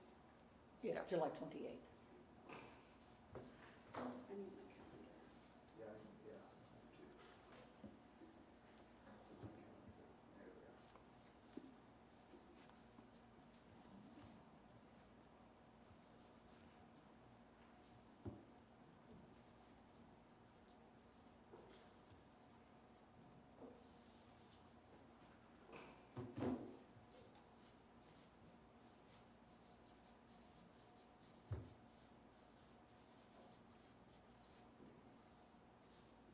Open, close agenda. So, and that's it being developed, right? Being developed. Already kind of see an issue.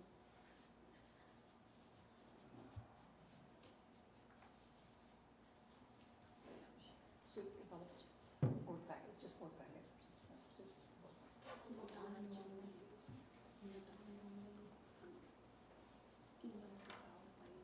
Agenda board packet shared, the board members.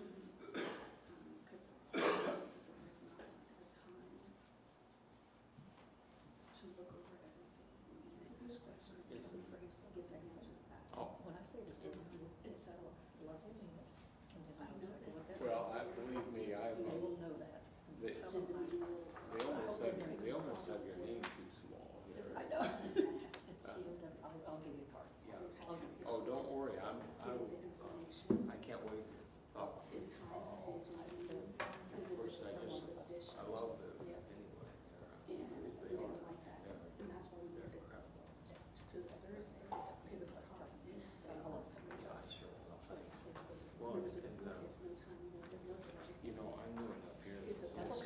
that's where we're gonna enter these. And that makes sense. We want to clarify it. So, Yeah. Therefore, yeah, I think I'm enjoying all of this. Right. that's what we do. Because we would, Because, right, it's presented positively, like you said. well, there's enough negative, we don't need more. I just don't know who was, thank you so much. I think we can do this. Well, I know it. So now, where do you live? Donnie, usually, I imagine. Okay. All right, so let's think about this timeline. And first of all, see if we're even on the same page, because a lot of times I have board members fill this out, and like Jennifer will say, well, I think it's this date, and then Latanya will say, well, actually it's this date, and then the superintendent will say, well, actually we do it on this date, and it turns out the 8 of us are not on the same page. Correct. And so, whether we're on the same page or not, this is the chance to get on the same page and say, what does our schedule need to be? What makes sense for us as a governance team? And this is a good thing to hang on for your new board member training when they come on, because then you can share with them what the process is. Here's how we plan for meetings. Yes. As I'm looking at the list, I noticed a big major problem. Okay. Because number one, I only know like 3, 4 of those dates. Yeah. And the timeline is really, really, Tight. honestly too tight. Yep. And then that makes our meetings longer, Yep. and Yeah. we don't like that. And Okay. so I'm really excited about this. Yeah. So let's then make a timeline that makes sense for all of us. Well, and I We just did this was it last month? Tuesday. Uh-huh. Yeah. Yeah. And it was fascinating. There were board members that had been on for years that had no clue. they were like, what? Another problem, well, our agenda meetings are normally like on the Thursday before the board meeting. Okay. And that gives no time None. Yeah, right. We're gonna That's what I was for the gonna board, say. you know, to ask questions and then receive the answers. Okay, but the problem is, it used to be like a week prior to that. And then the admin were, like, it was issues getting everything in time, and we were always amending it later. Well, and then it was always getting kind of messed up anyway, and so I know I would appreciate your suggestions on. You how to might fix always that. have an amendment or an addendum Yeah. on HR. Mhm. Just count on that. Yes. Just count on that. But everything Yes. else, you should be good. Okay. So what is the day of the week? Because that's really going to help me. Yes. So Thursday, Monday. it's a So the 28th is a Thursday. It's a That's Monday. why- 28th is a Monday. This You is a guys meet Monday. on Mondays. You guys Yes. meet on Mondays. Yes. Once a month or twice a month? Well, One it's for A been meeting, work one for session work and then a board. twice a month. But we only have, So the We're going second to discuss Monday, that, though. We've been having a work session. Okay, but this is only about the board meeting, right? Yes, but do Okay. the work But it's the sessions same then apply process. to the board meeting? Because I did Yes. this with another district, and we realized we had to make a month-long process for them. Yes. Because the work session is when they were answering a lot of their questions. Correct. Yeah. So that's kind of what we're doing now, but I It's think we're normally a couple interested weeks in, before the board meeting. Sure. yeah. But are we interested in keeping that up and doing work session, meeting, work session, meeting? I think we're interested in talking about committees Yeah.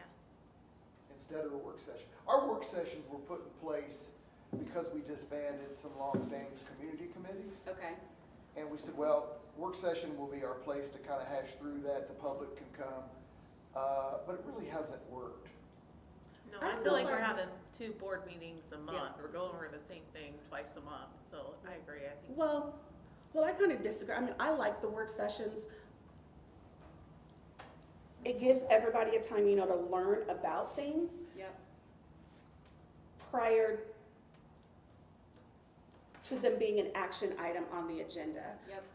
Right. And that's why I enjoyed it. I do understand about the committees though, and wanting, you know, to bring those back. Okay, but I also liked giving everybody on the board and then everyone in the community, everybody knows what's going on. And we're able, you know, to ask any and everything. Right, at the work session. Exactly, and then their action items on the agenda at the meeting, and then it just goes by faster. Yep. But the meetings don't go any faster, however. We're still at a board meeting for 3 hours. Oh, gosh. Oh, I think part of that problem though is that we so have, jello. but I think a part of that problem is that we have the closed session after. So Mhm. you're having all of, what? It's an all the. Because our actual meeting is only about You're right. Because the meeting might be an hour and a an half. hour and a half. I've Oh, I been understand watching what and you're it's saying. only about an hour and a half. I understand what you're Got saying. it, got it, got it, got it. True. And that's like improved like a whole lot. Would I you think ever it's longer consider than doing, an hour and a half. would It's you ever 2 to consider 2 doing- and a half. this is for you, just as thought. Would you ever consider a work session, like a quarterly work session, that was maybe a little more in depth, like it was all about your, I don't know, this is our CSIP, or this is our budget financials, we want to go in depth on where we are. This is our long-range planning and facilities, that you kind of do these bigger chunks that are timely as to you're getting ready for a bond issue, then we really want to talk about facilities and finance and all that kind of stuff. But, yeah, I don't know, well, let's see what yeah, because it's almost 2 board meetings, and I appreciate the first read, second read, Mm-hmm. legally, please. Yep. And for your public, that's communication, and you want that. Well, and it was another larger district that I was working with who has the work session every month and then the board meeting every month. And they did it just because they have so much going on that it was so helpful to have that in-person time to ask questions. And then the superintendent wasn't bombarded, 48 hours before the meeting with 37 questions that they have then, to drop everything to answer for the board. I did 2 board meetings a month, so we did the same thing, because we had to. We just couldn't get everything done. So part of it is planning out what it is you're going to get done, and thinking ahead what needs to get done at these meetings. What's the timeliness? And then I remember like a couple years ago in the past, agendas would appear, and there's action items and people in the community are like, I don't even know what this is. I don't know what this is. And then as members of the boards, it's like, I really don't know either. And then they're action items. And so, I just like, it's already out there and that everybody knows in advance. Why don't we go Here's through the what's gonna go process on. for what's going to happen for this July meeting, and then let's see how it overlays to your other processes. Is that fair enough? All right, so if this is the board meeting on Monday. On a Monday. The agenda is posted to the public, my guess is Friday. Or is Yes, it on the Thursday 25th. afternoon. Thursday It's a afternoon. Thursday, yeah. Woo. So then what day is that? 24th. 4. 24, Yeah, Thursday the 24th. 25, okay. Uh-huh. So let's then, the submitting questions to the superintendent. So that's who you would submit questions to, is to the superintendent or board president. I don't know, we can talk about that process. When does that usually happen? Questions are submitted to be answered. Well, I'm gonna be honest, during the week, I'm busy, I get work and everything else, so a lot of times, and this is where I feel bad, is I don't get my questions in till Sunday evening or Monday morning for them Okay, to so we're answer. gonna have to figure that one out. We're going to figure that one out and fix Yeah. that one. Yep. Because that's not okay for either side. Let's go to when the board packet is shared. Sure. We don't really have questions until Till you get it, So that's so. 7:24. Yeah. Well, we get it at the same time that the public does. Oh, Oh, well, we So can fix that's that. problem That's number that's one. that's one. That's one. That's why I thought. Okay, there we go. thank you very much. Yeah, so that's definitely. See what we've problem learned in number these one. as we've done these? It's amazing. Okay, Yes, so that's a we problem. need to fix this then. Yes. Okay. So then do we need to go up here and think when does this stuff need to get delivered? I would Because start, let's start on board packet All share. of that and then- happens at like the same day. Yeah. You guys have your board agenda meeting on a Thursday morning, and Right. by Thursday afternoon, it's out. So And that's the first time the rest of the board sees it. Right. Other than the president, the vice with, president are with involved the in the public, agenda. everybody sees it on the same day. Yeah. I usually, Let's I back- send out for meeting back that agenda up. items just to the administration, saying, you gotta have your items in by, it's usually by Wednesday morning. Before you put it out on Thursday? Yeah. Oh, we're gonna fix that too. Yeah, we gotta fix that. Let's move that back. Okay, That's so, not, yeah, okay, let's fix that. okay, so it sounds like the board needs time with this board. You guys packet. work and have lives, right? I'm just checking in. Right. Yeah. Okay, good. So Trying to. it sounds like it might be helpful if the board gets it a week before here. Yes, thank you, at least. Because then we'd have the weekend, and then it gives proper time for Dr. McGinnis to be able to answer questions and stuff, and you guys can then sort out, does anything from the agenda need to be moved to a different place or moved to maybe next month or whatever? You'd have a full week to do that before the public sees Cause it. that happens a lot too. We'll start asking questions and Yep. then we'll realize, oh, we don't have all those answers. And so then it has to be moved. So then the agenda has to be changed. Right. And it's. And if that could be sorted out the week before here, So can I I think push the on only that just a problem little bit? is Because they're that doing two A board lot of meetings. times our administrators do not have everything for the items they're putting on there. And they're depending on other entities to get them the attachments and everything to put on there. So, Could you get this, and you've got a job, I understand all those things. But a board packet was shared on, I think even if you did it on Tuesday before instead I of the would say- Thursday. Monday. Tuesday before here, before it goes public on Thursday. If this was shared, the board packet went out on Monday evening, because that gives them a chance to meet with their cabinet Monday morning to make sure everything is kind of What we're doing now, set. yeah. Okay, so Okay, so when's the agenda What do you- meeting? So when you say agenda meeting, tell me what you're talking about. Well, we normally will do the agenda meeting on the Thursday before. that's the president, vice president, and That's everything. around it. Superintendent. superintendent and the assistant superintendent. creating, Right. doing this. Everything happens. So Yes. the only two dates that we have that are related to the agenda are 7/24 and 7/28. On Thursday, everything happens. Mhm. And then on the Right. 28th, we have our meeting. Right. Right. Yeah, we can't do that. We can't do that. Well, are we able to do the agenda meeting on the Monday before the board meeting? That's what I'm thinking. Doing this. a week A week ahead. prior. Yes. It just, but it is, we're gonna require like the staff, and surprisingly, we've actually gotten a lot better at this in the last 2 years. Because remember, we used to post the agenda on a Thursday, and then it would change a handful of times without anybody kind of really knowing, because people would say, so we wouldn't know. So by the time we're not gonna harbor on that. So things have gotten better. But I also think that it's gonna require the administration to have a really clear idea of what happens when, like, there's some things that happen every single month. Yeah, Mhm. because there's a calendar. And then there's some things that contracts happen at the same time every single year. Yeah. So everybody's gonna have to have a clue of what happens when. And then, when my staff, when we were going to a board meeting and I had staff, I would just tell them, like, if you don't get it in by this date, it's not gonna get approved.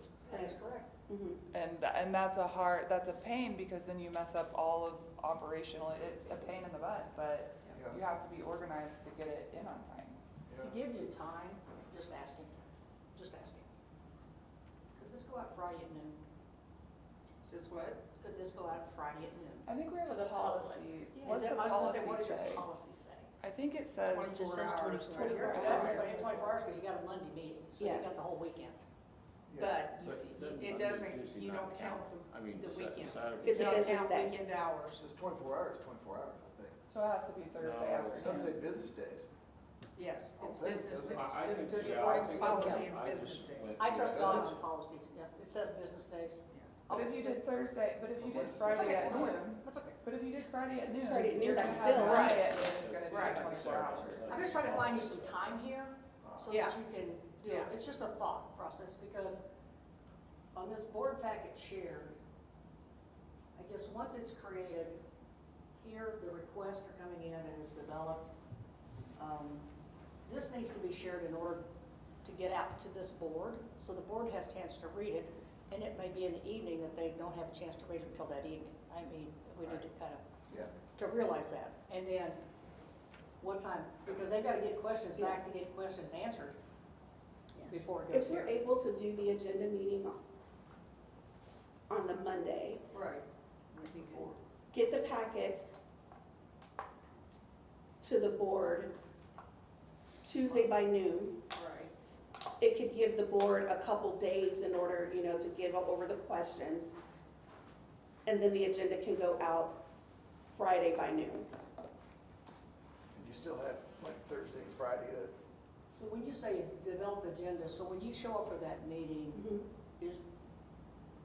has the superintendent already put together an agenda Yes. for it? Yes. Okay, Yes. okay, good. yes, Okay, yes. good. So you kind of know what it is, so this Right. is just more of a Yes. review of what's on there. Yep. Got it, okay. Okay. Good But we deal. still sometimes have changes before we actually get to the meeting. But the problem is it's already gone out to the public, like it's Right. gone out But to we still have everyone. changes. And Let's this would make an give you example a- of what, what's the change? So like we had, at this last meeting, we had, HR policy, job descriptions that, there were so many questions that they were like, oh, what about this, what about this? Then the admin were like, oh, we need to retool all of this, so we're gonna take this off. Well, by the time that happens, you're gonna have to, it's already been posted to the public, so you're gonna have to go to the meeting and amend the agenda. And I mean, there's gonna be times where, you know, like somebody mentioned, like, you don't have the contract, like, I don't have the contract to look at in time. So, you know, and if it's a timely issue, like a lot of those bond issues were, like, okay, you put it on, but that should be the exception, Those not should the be the exception, rule. not Dr. Segrist always wanted it on Thursdays, with the agenda review, something with the finances. Payroll and stuff like Payroll. that, and That he finance wouldn't is have always the time. one that's They're just trying to get it as late as they can, which is, Mhm. in there. Well, on this board packet review with you guys, or, so really, the agenda's been developed, basically, Right. and this has been created, so this is really. So your- this really could happen same day?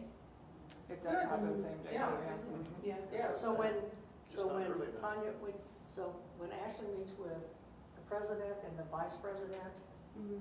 and who else do you meet with? The assistant superintendents and myself. Okay.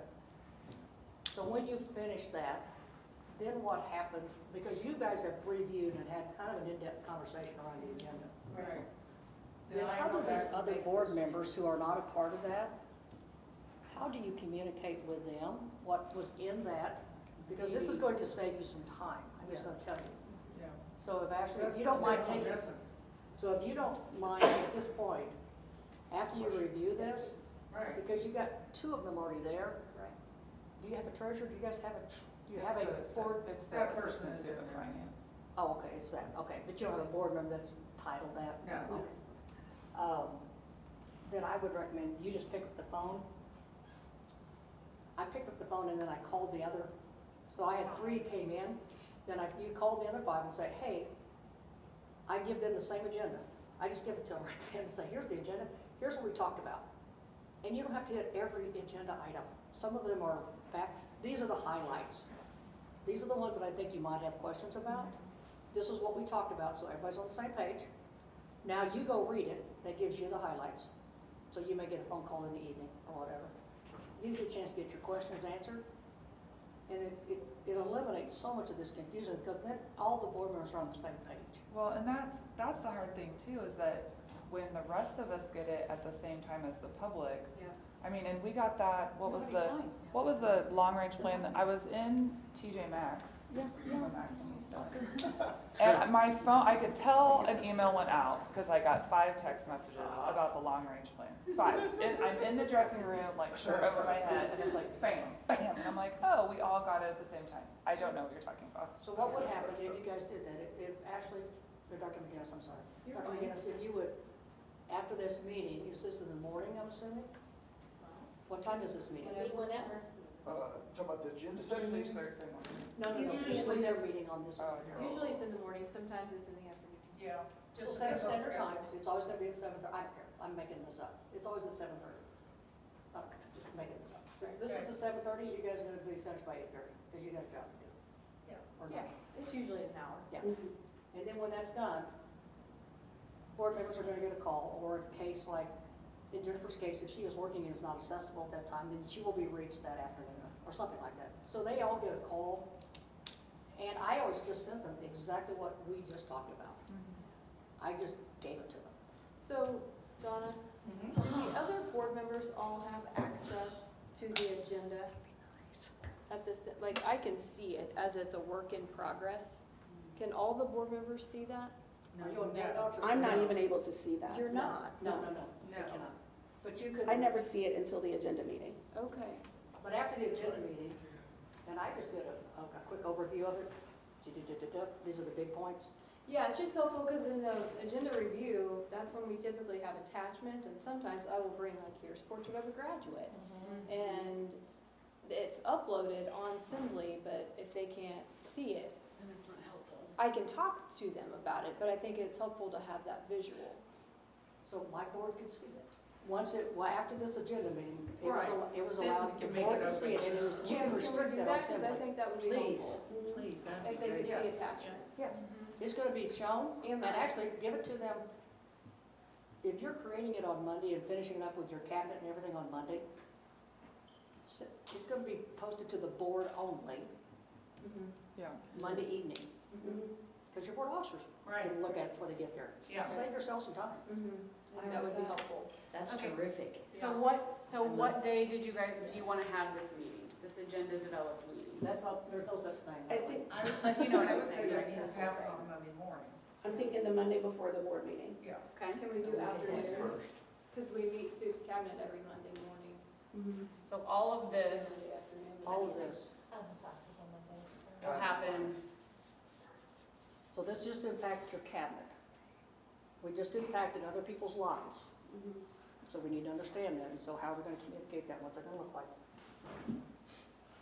So, and so you guys can decide, is this Monday or is this Tuesday? I thought they were meeting on Tuesday. They're meeting on Monday. No, they can get it on Monday. Because after we have the agenda review meeting, I go back to my office, clean it up however they wanted it cleaned up, and then it would be ready to go to. Normally it would go to the public. Oh, we're not doing that. Right, so that's what I'm Right, saying, but- so it'll be ready yeah, on so Monday this to isn't a go big to deal, us. yeah. Yeah.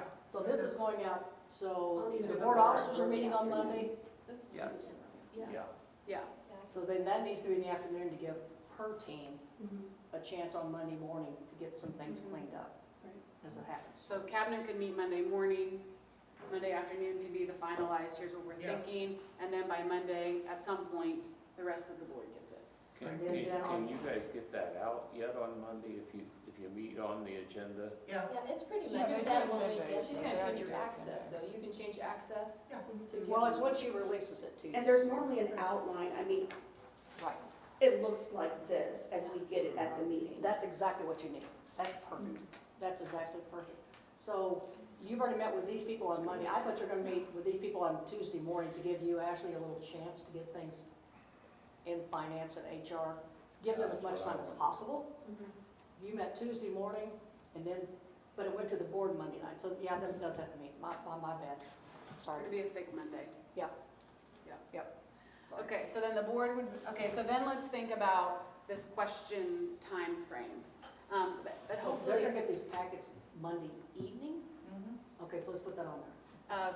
yeah, so Monday to, All board. But it's, and remember, this is now not released to the public, so it's not for you to go out and Right. share or anything else. This is just, And I would like at least, if we're going to get it on Monday evening, if you can at least give us until Well, you're gonna- Wednesday midnight in order, to look at it Well, if we and to could get do, questions. if we could do Thursday, and then by Friday morning, all your questions need to be in by Wednesday afternoon or Thursday morning at the Yeah. latest. Yeah, that's what I was thinking. Yeah, If your questions are in by Thursday morning, it gives her a chance to answer those. That's why I was hoping this could go Friday at noon, Yeah, to give you guys, you need some breathing room well, here, because folks. then by Yeah, I like Thursday, if you Yeah. realize Sure, something that's is the best wrong way. and you need Mhm. to change it, you can say, okay, then that email goes out to the whole board of, here are all the questions. Because of these questions, these 3 things are getting taken off or table, There's moved, no table, whatever. yeah. yeah. Does that, Ashley, what is that? Yep, I I'm come just back to your thinking, work load. I'm thinking specific time, if we can put questions by Thursday morning at 8 AM, just so I can communicate that with our cabinet. Because some of these questions, if it's specific about early learning, Good point. Well, this is Monday, yeah, if they're getting it Monday night, or Monday evening, whatever, Yeah, that would be fine. if they could have their questions to you by Wednesday at 5, no later than 5 on Wednesday, and there's always a big difference, we know that. Are we able to Right. get it Monday by 5 o'clock? for sure, I would think That's by up the to end of the you, workday. Donna. Well, Business no, day. but you're not staying Monday Well, night to concoct. Monday by this. No, but- 4:30 was when you guys No, were- no, we're As saying, you leave? yeah, that's easy, that's not a big deal, that's really not a Yeah. big deal, because we know it's still a work in progress. Well, and then we get it.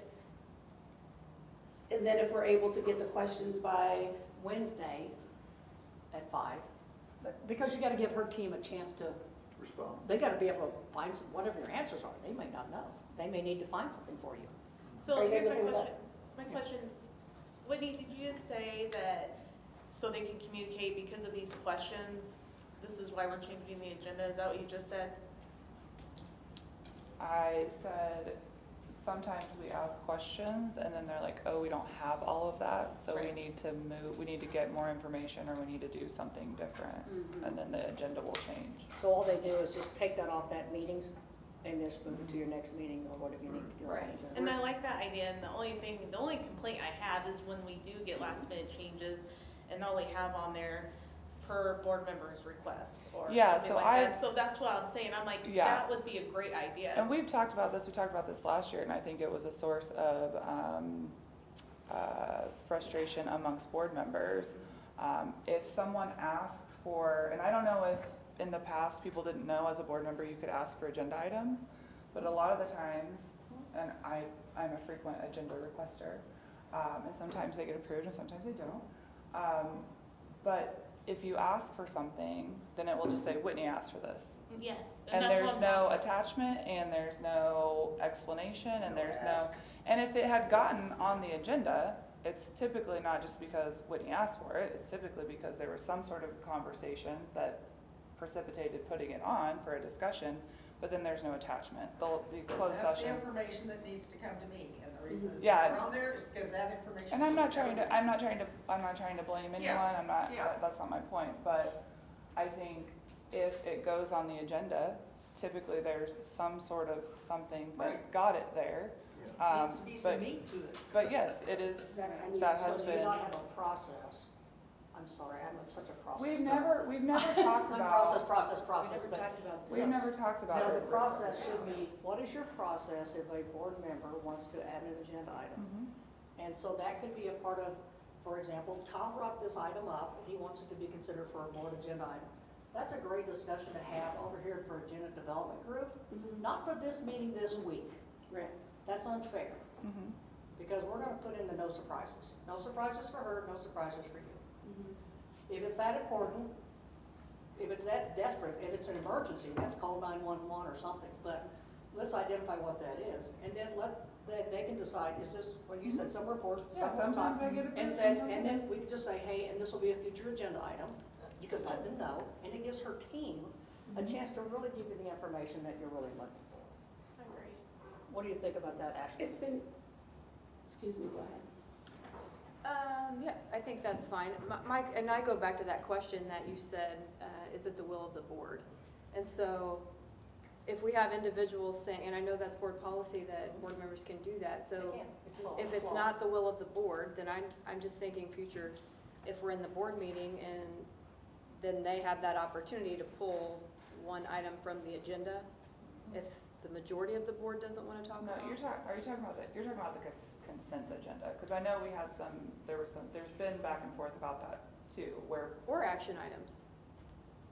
to pull. Yes, Anything. The law recently changed, so board members can request items be added. All I'm asking is that, let's put a process in for that, I so agree. that I think so everybody knows too. how this occurs. Yes. And just, and how you, and that's, we need to finish this process first, and then we need to Well- determine what's your process for. Did you finish your Does that make comment? sense? Yes. What the process has normally been up until now is that, like, board members will either contact either over, to me or Gabe. And then immediately, if I receive a request, contact over to Gabe immediately.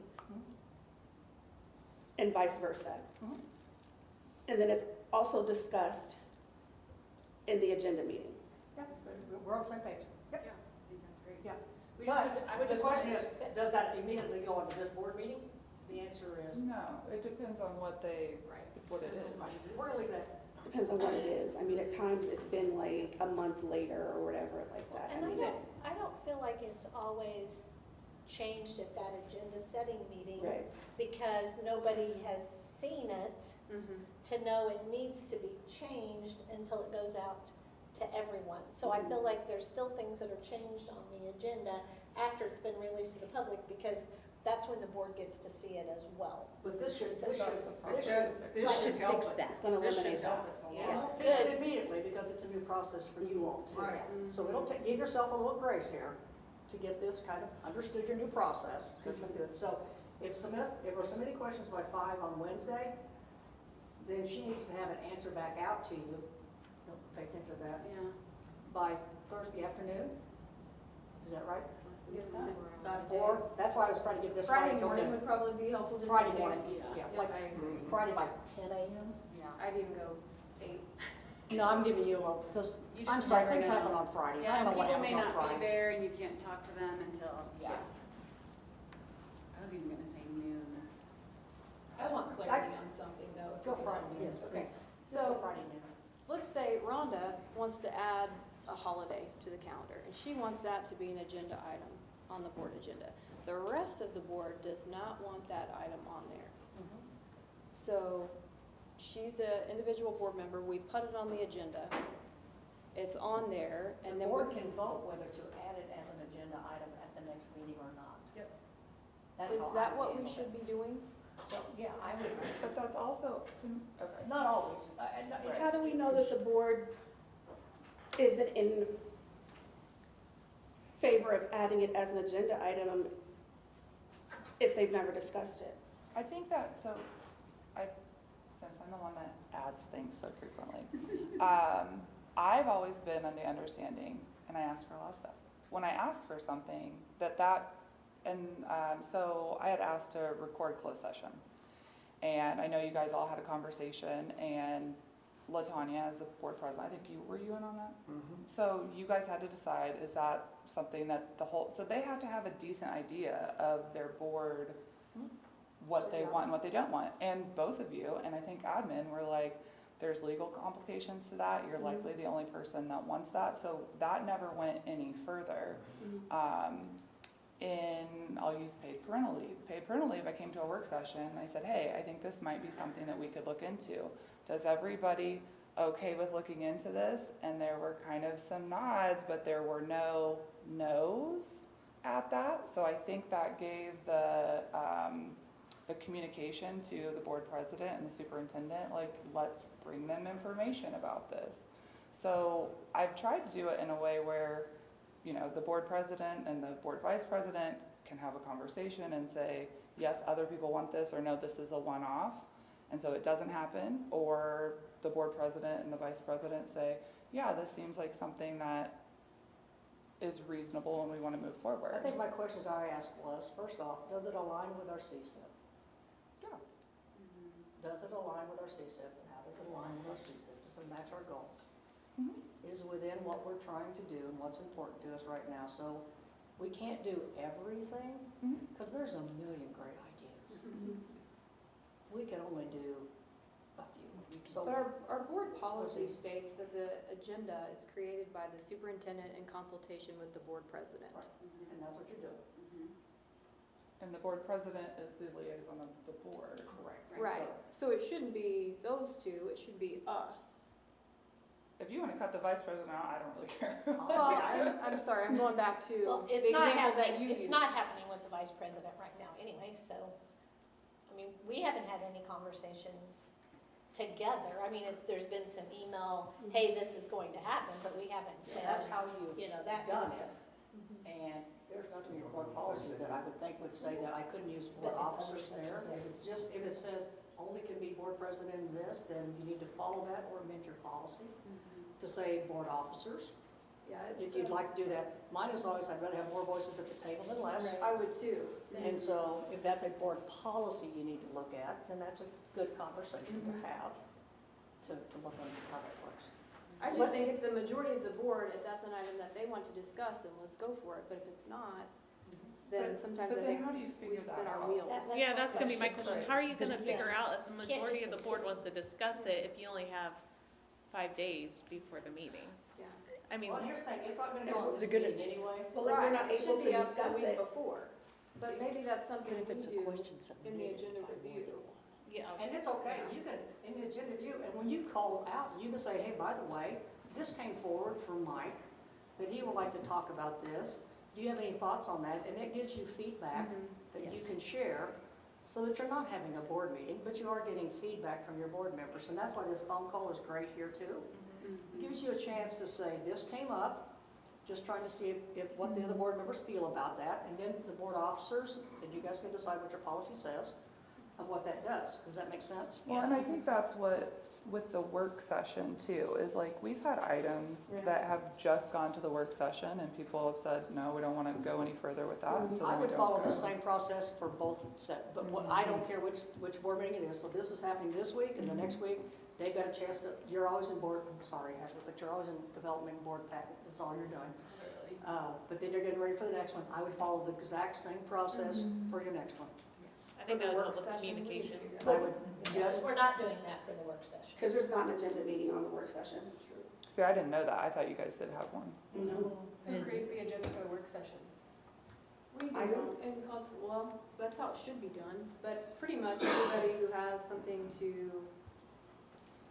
who needs approval, so for example, the grant, a grant, we have to have board approval for grants, so I would take that to a work session, and then that would go on the consent agenda for a board meeting. yeah, you almost have to do this exact same process every time. So you think we should be having an agenda review for the work session as well? I do.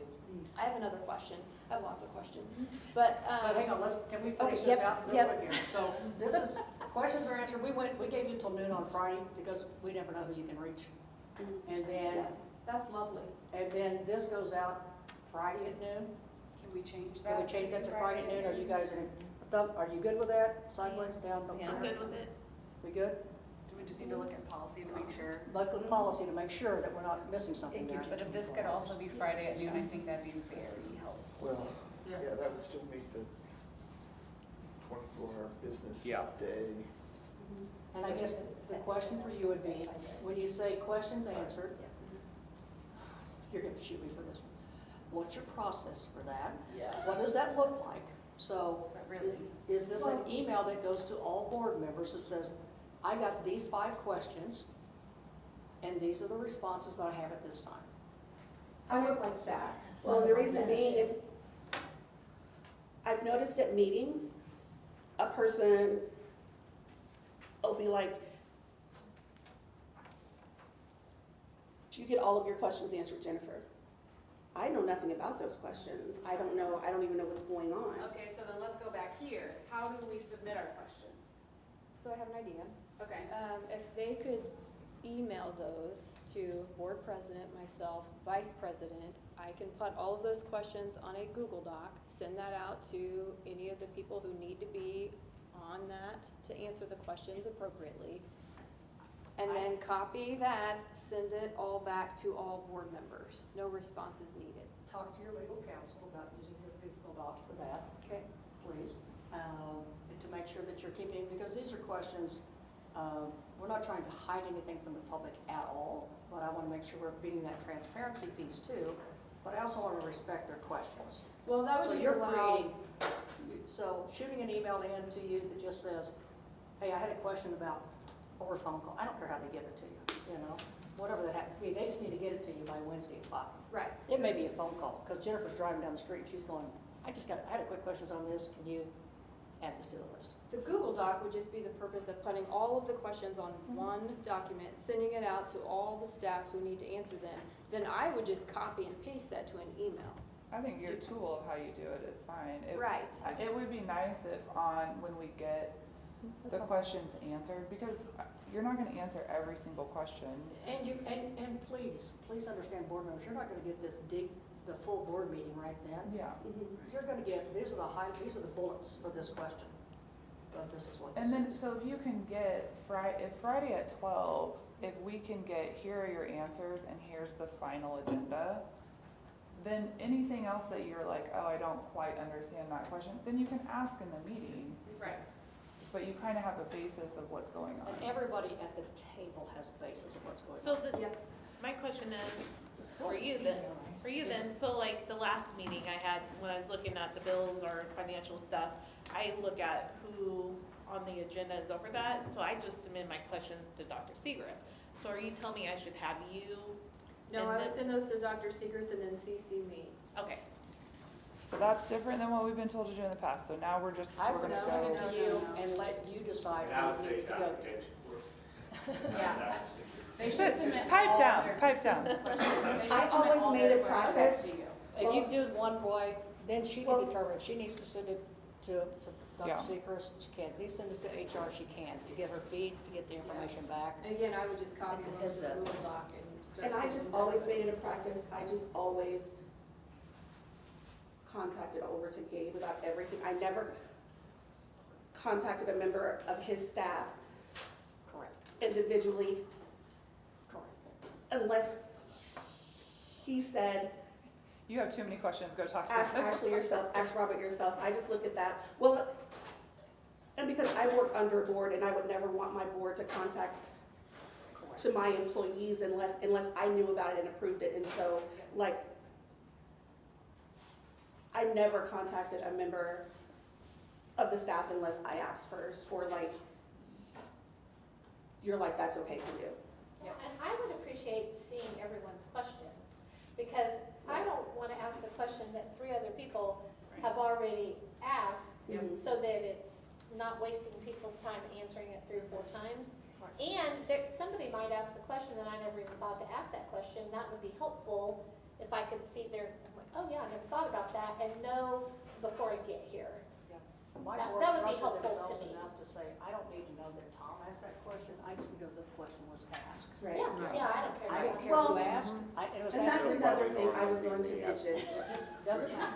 Thanks for taking responsibility of it. You're welcome. Because I've noticed at times, like if you look on the agenda and it mentions that you asked this question, I know that I've noticed a sense of, oh my gosh, not Whitney asking her a question, or oh my gosh, it's always Whitney asking a question.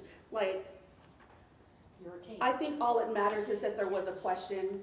Don't care. It doesn't matter like who's requesting this. I agree. It doesn't matter. Yes, it The doesn't board matter. members, you all have equal parts. Can I add one more part?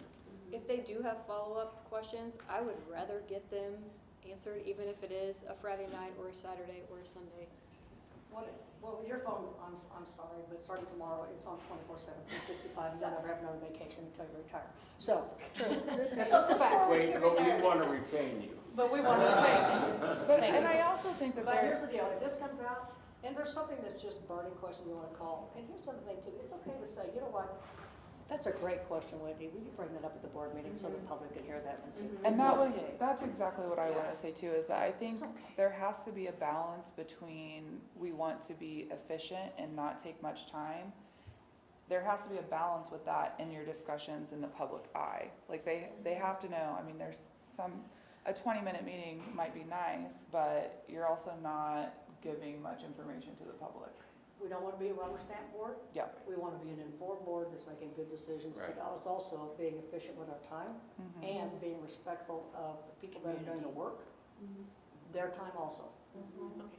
So I just want to make this clear, because again, like my questions are mostly like, hey, what does this mean, or what's this for, or, That's all good. so yes, just before the meeting, so I understand. So just to be clear, if we're gonna email questions, we email you and you're gonna give it out to the person? That sounds great. I Or know that's a you and change you? in Practice, but I think that sounds great. Okay. Here's a consideration for you too, just a consideration. You're gonna have new board members possibly every year. So part of your new board member training might be, it's okay to spend a half a day with Dr. Seacrest, and we're gonna walk through, and this is the things you're gonna see on our agendas. This is what school finance looks like a little bit. And he's a really smart man. Yes. And he's gonna be able to say, this is this bucket, and this is why it goes here. You're gonna see this. When you see bills, this is what you're going to see.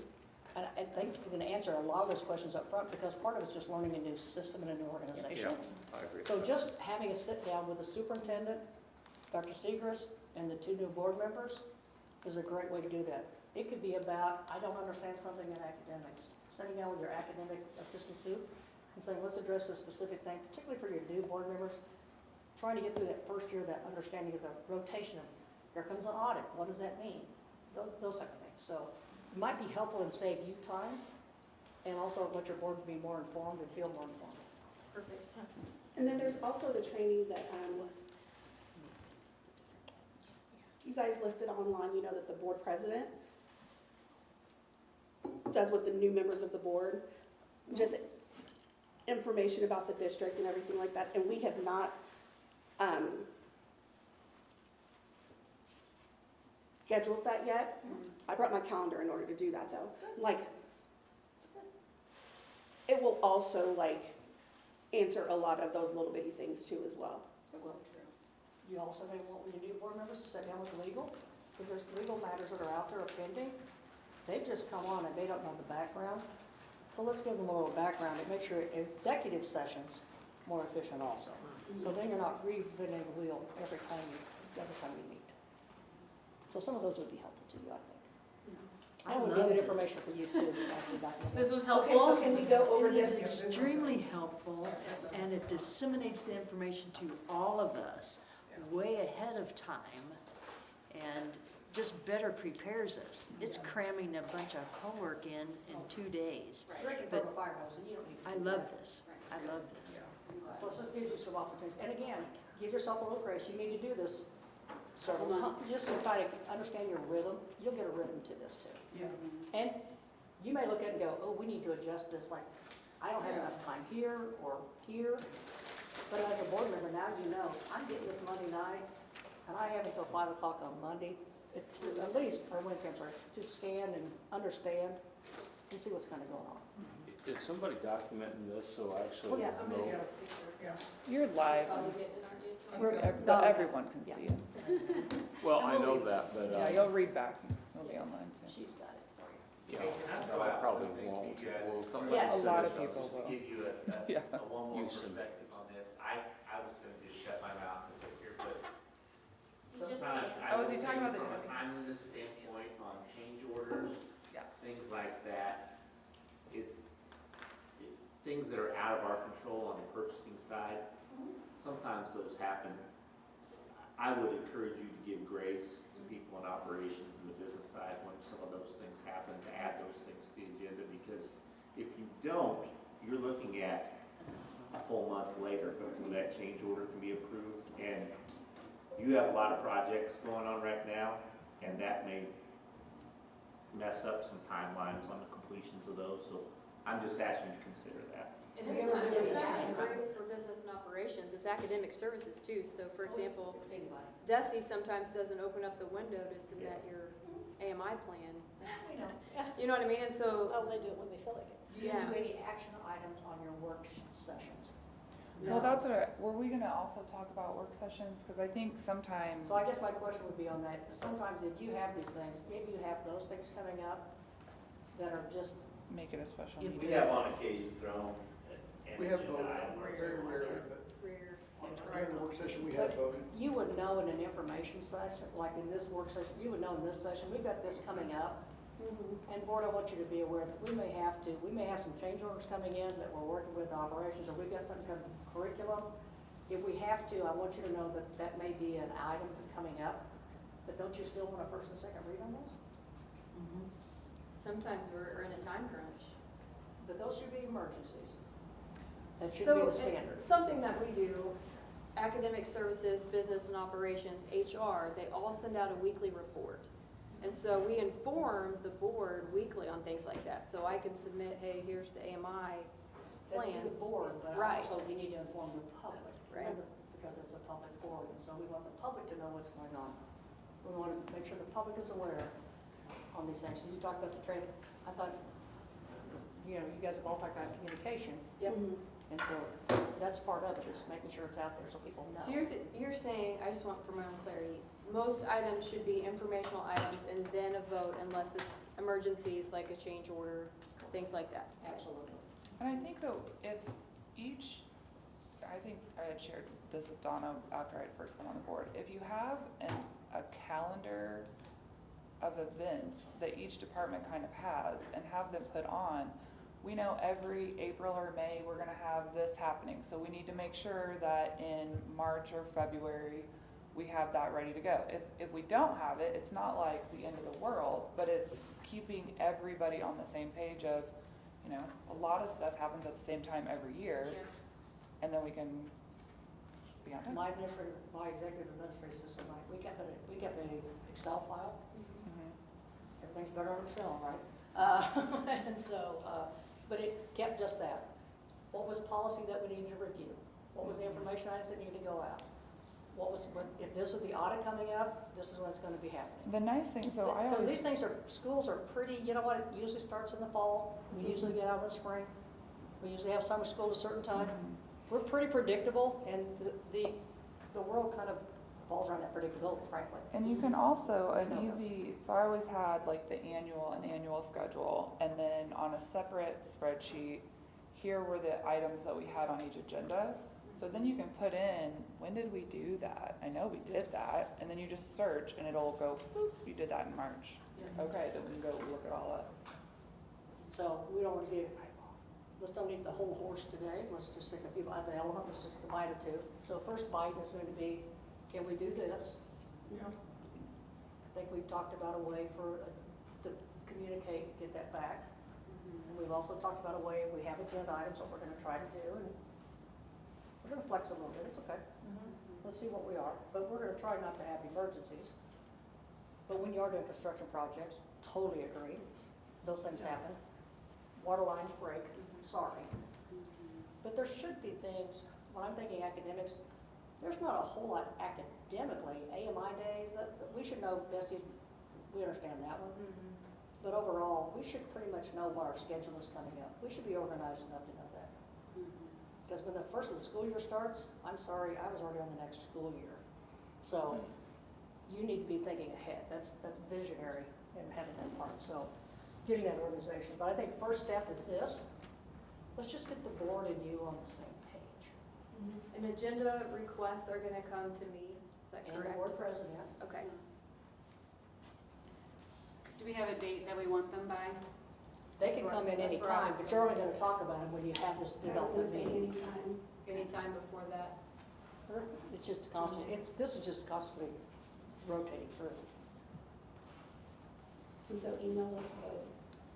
So if Whitney sends something in, she knows that they're not gonna discuss it until you guys meet as a team. She knows that. Okay. She does know that. She knows that. And You she's still fine feel with like we that. should have a deadline on there because we're gonna have the agenda review. So I always sent mine, so I knew you guys would meet Thursday morning, so I always send them by Thursday morning. Well, we're meeting Monday at 5, Yeah. yeah, Monday at noon. If you Well, need it's it. going out Monday at 5 p.m. Oh, it's already. And I think so they you were gonna need be to have Early afternoon. afternoon. You need to have like the Friday, I mean, typically if you know, I mean, even Monday morning, I was okay with Monday morning. Like, if it's Monday morning and we're meeting in the afternoon at like 1 o'clock, Thank you. I think that's fairly enough. I would always request, please, are you carbon copying the board second? Are you copying Donna on this? Copy Donna on everything. I bet she Copy gets Donna's Donna, hard. copy Donna, because Ashley's not always gonna be in the office sitting there awaiting your email. Yeah. Oh, she's no fun. I know. She's just not. And that way Donna can reach out to her and say, hey, this came by, I want you to be aware. She can call her, knows where she is.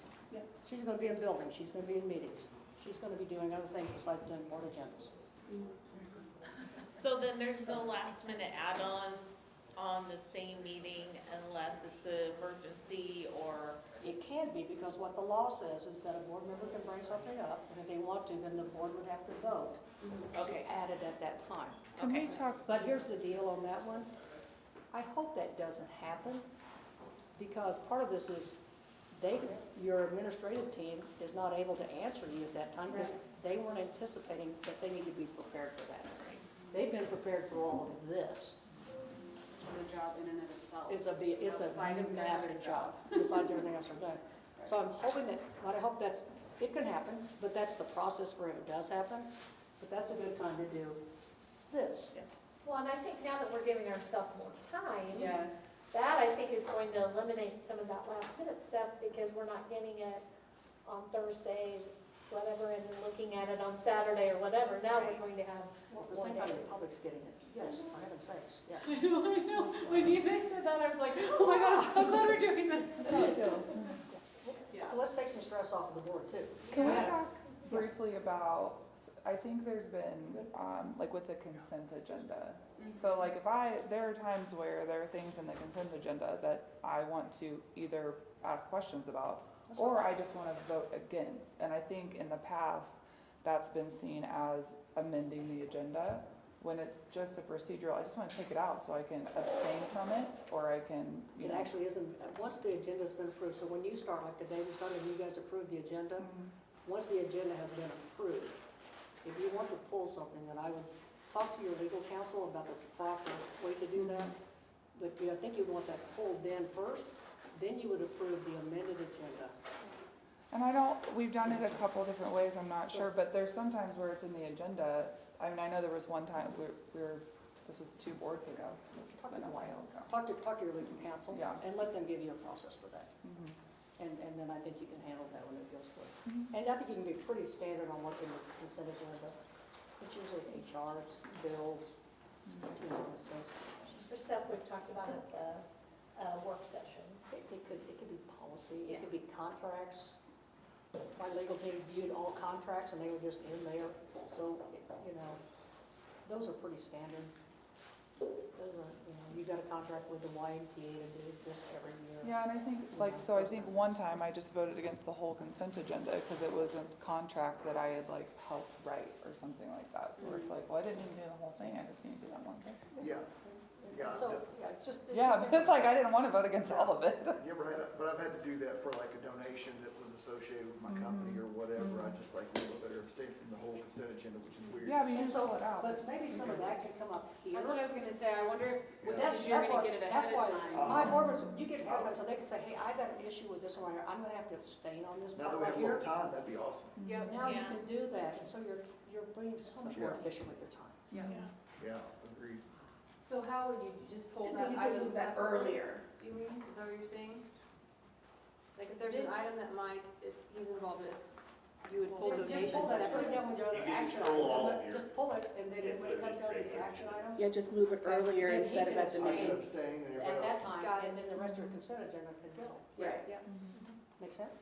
Yeah. yes, I just wanted to make sure we're all on the same page, so we know Again, what we're doing. I'm on not our an side. attorney, But we I'm still not an need to, attorney, double check with your attorney. I have a lot of them in my family, but anyway, so it's. yeah, like if we can find out, because if you get to the meeting and you're like, oh, I didn't catch that, I need to abstain from that, or I have, I mean, for sure. Then you could do that at the beginning before you approve the Right, agenda. but let's make sure, You're following the correct That's why, process. my experience with other boards is you, Yeah. you say, does anybody want to pull something from the consent agenda? right, And then if there is somebody that wants to do that, that's generally honored. But again, I'm hoping that's conversations happening over here, Right. even before you get there, so that you can be as efficient with your time and as respectful to one another as possible. I agree. Does that work? Yes. Again, kind of a work in progress, sorry. That's good. But this is a conversation that always I can tell needs to happen, and so I'm really glad Me too. that we Yeah. sorted some of this out. Yep, me too. Yeah, because everyone just does what they've always done. You know what I mean? They don't realize like, oh, there's other ways or more efficient ways that we could do this, and it's like, yeah, there definitely are. I love this. Good, I'm so glad. Yay? That's right. Yay. Okay, so I need some guidance from you all, because it is 11:20, and we were supposed to wrap at 11. And I know Dr. Segrist is here, and he wants to retire. that's all we hear about. And so what is the plan? Do you want to do a working lunch? What do you want us to do here? I would like a working I'll do lunch. working I don't wanna stop now and we still have, Are you okay? questions and Working lunch? issues. Yep. But Absolutely. How much more time do we need? would Well- you rather complete everything now? Or let him go first and then you complete it, whatever you guys You would guys like. do whatever you need, don't worry about it. So the bigger issue is I have another workshop later today Yeah. in Kansas City. Yeah. So I think I have a hard stop at probably 12:30, Okay, 1 o'clock, yeah, I know. I'm pushing at 12:30. I'd say 12:30. Yeah. Let's do a work. okay, let's do yours. Can we Okay. work lunch? Yeah. Can you have, 10-minute break in order to grab some food and then let's, Keep going? Yeah, I'm Everybody sitting here, all good with watch that? it all. yeah. Okay, that sounds good. It's ready, so.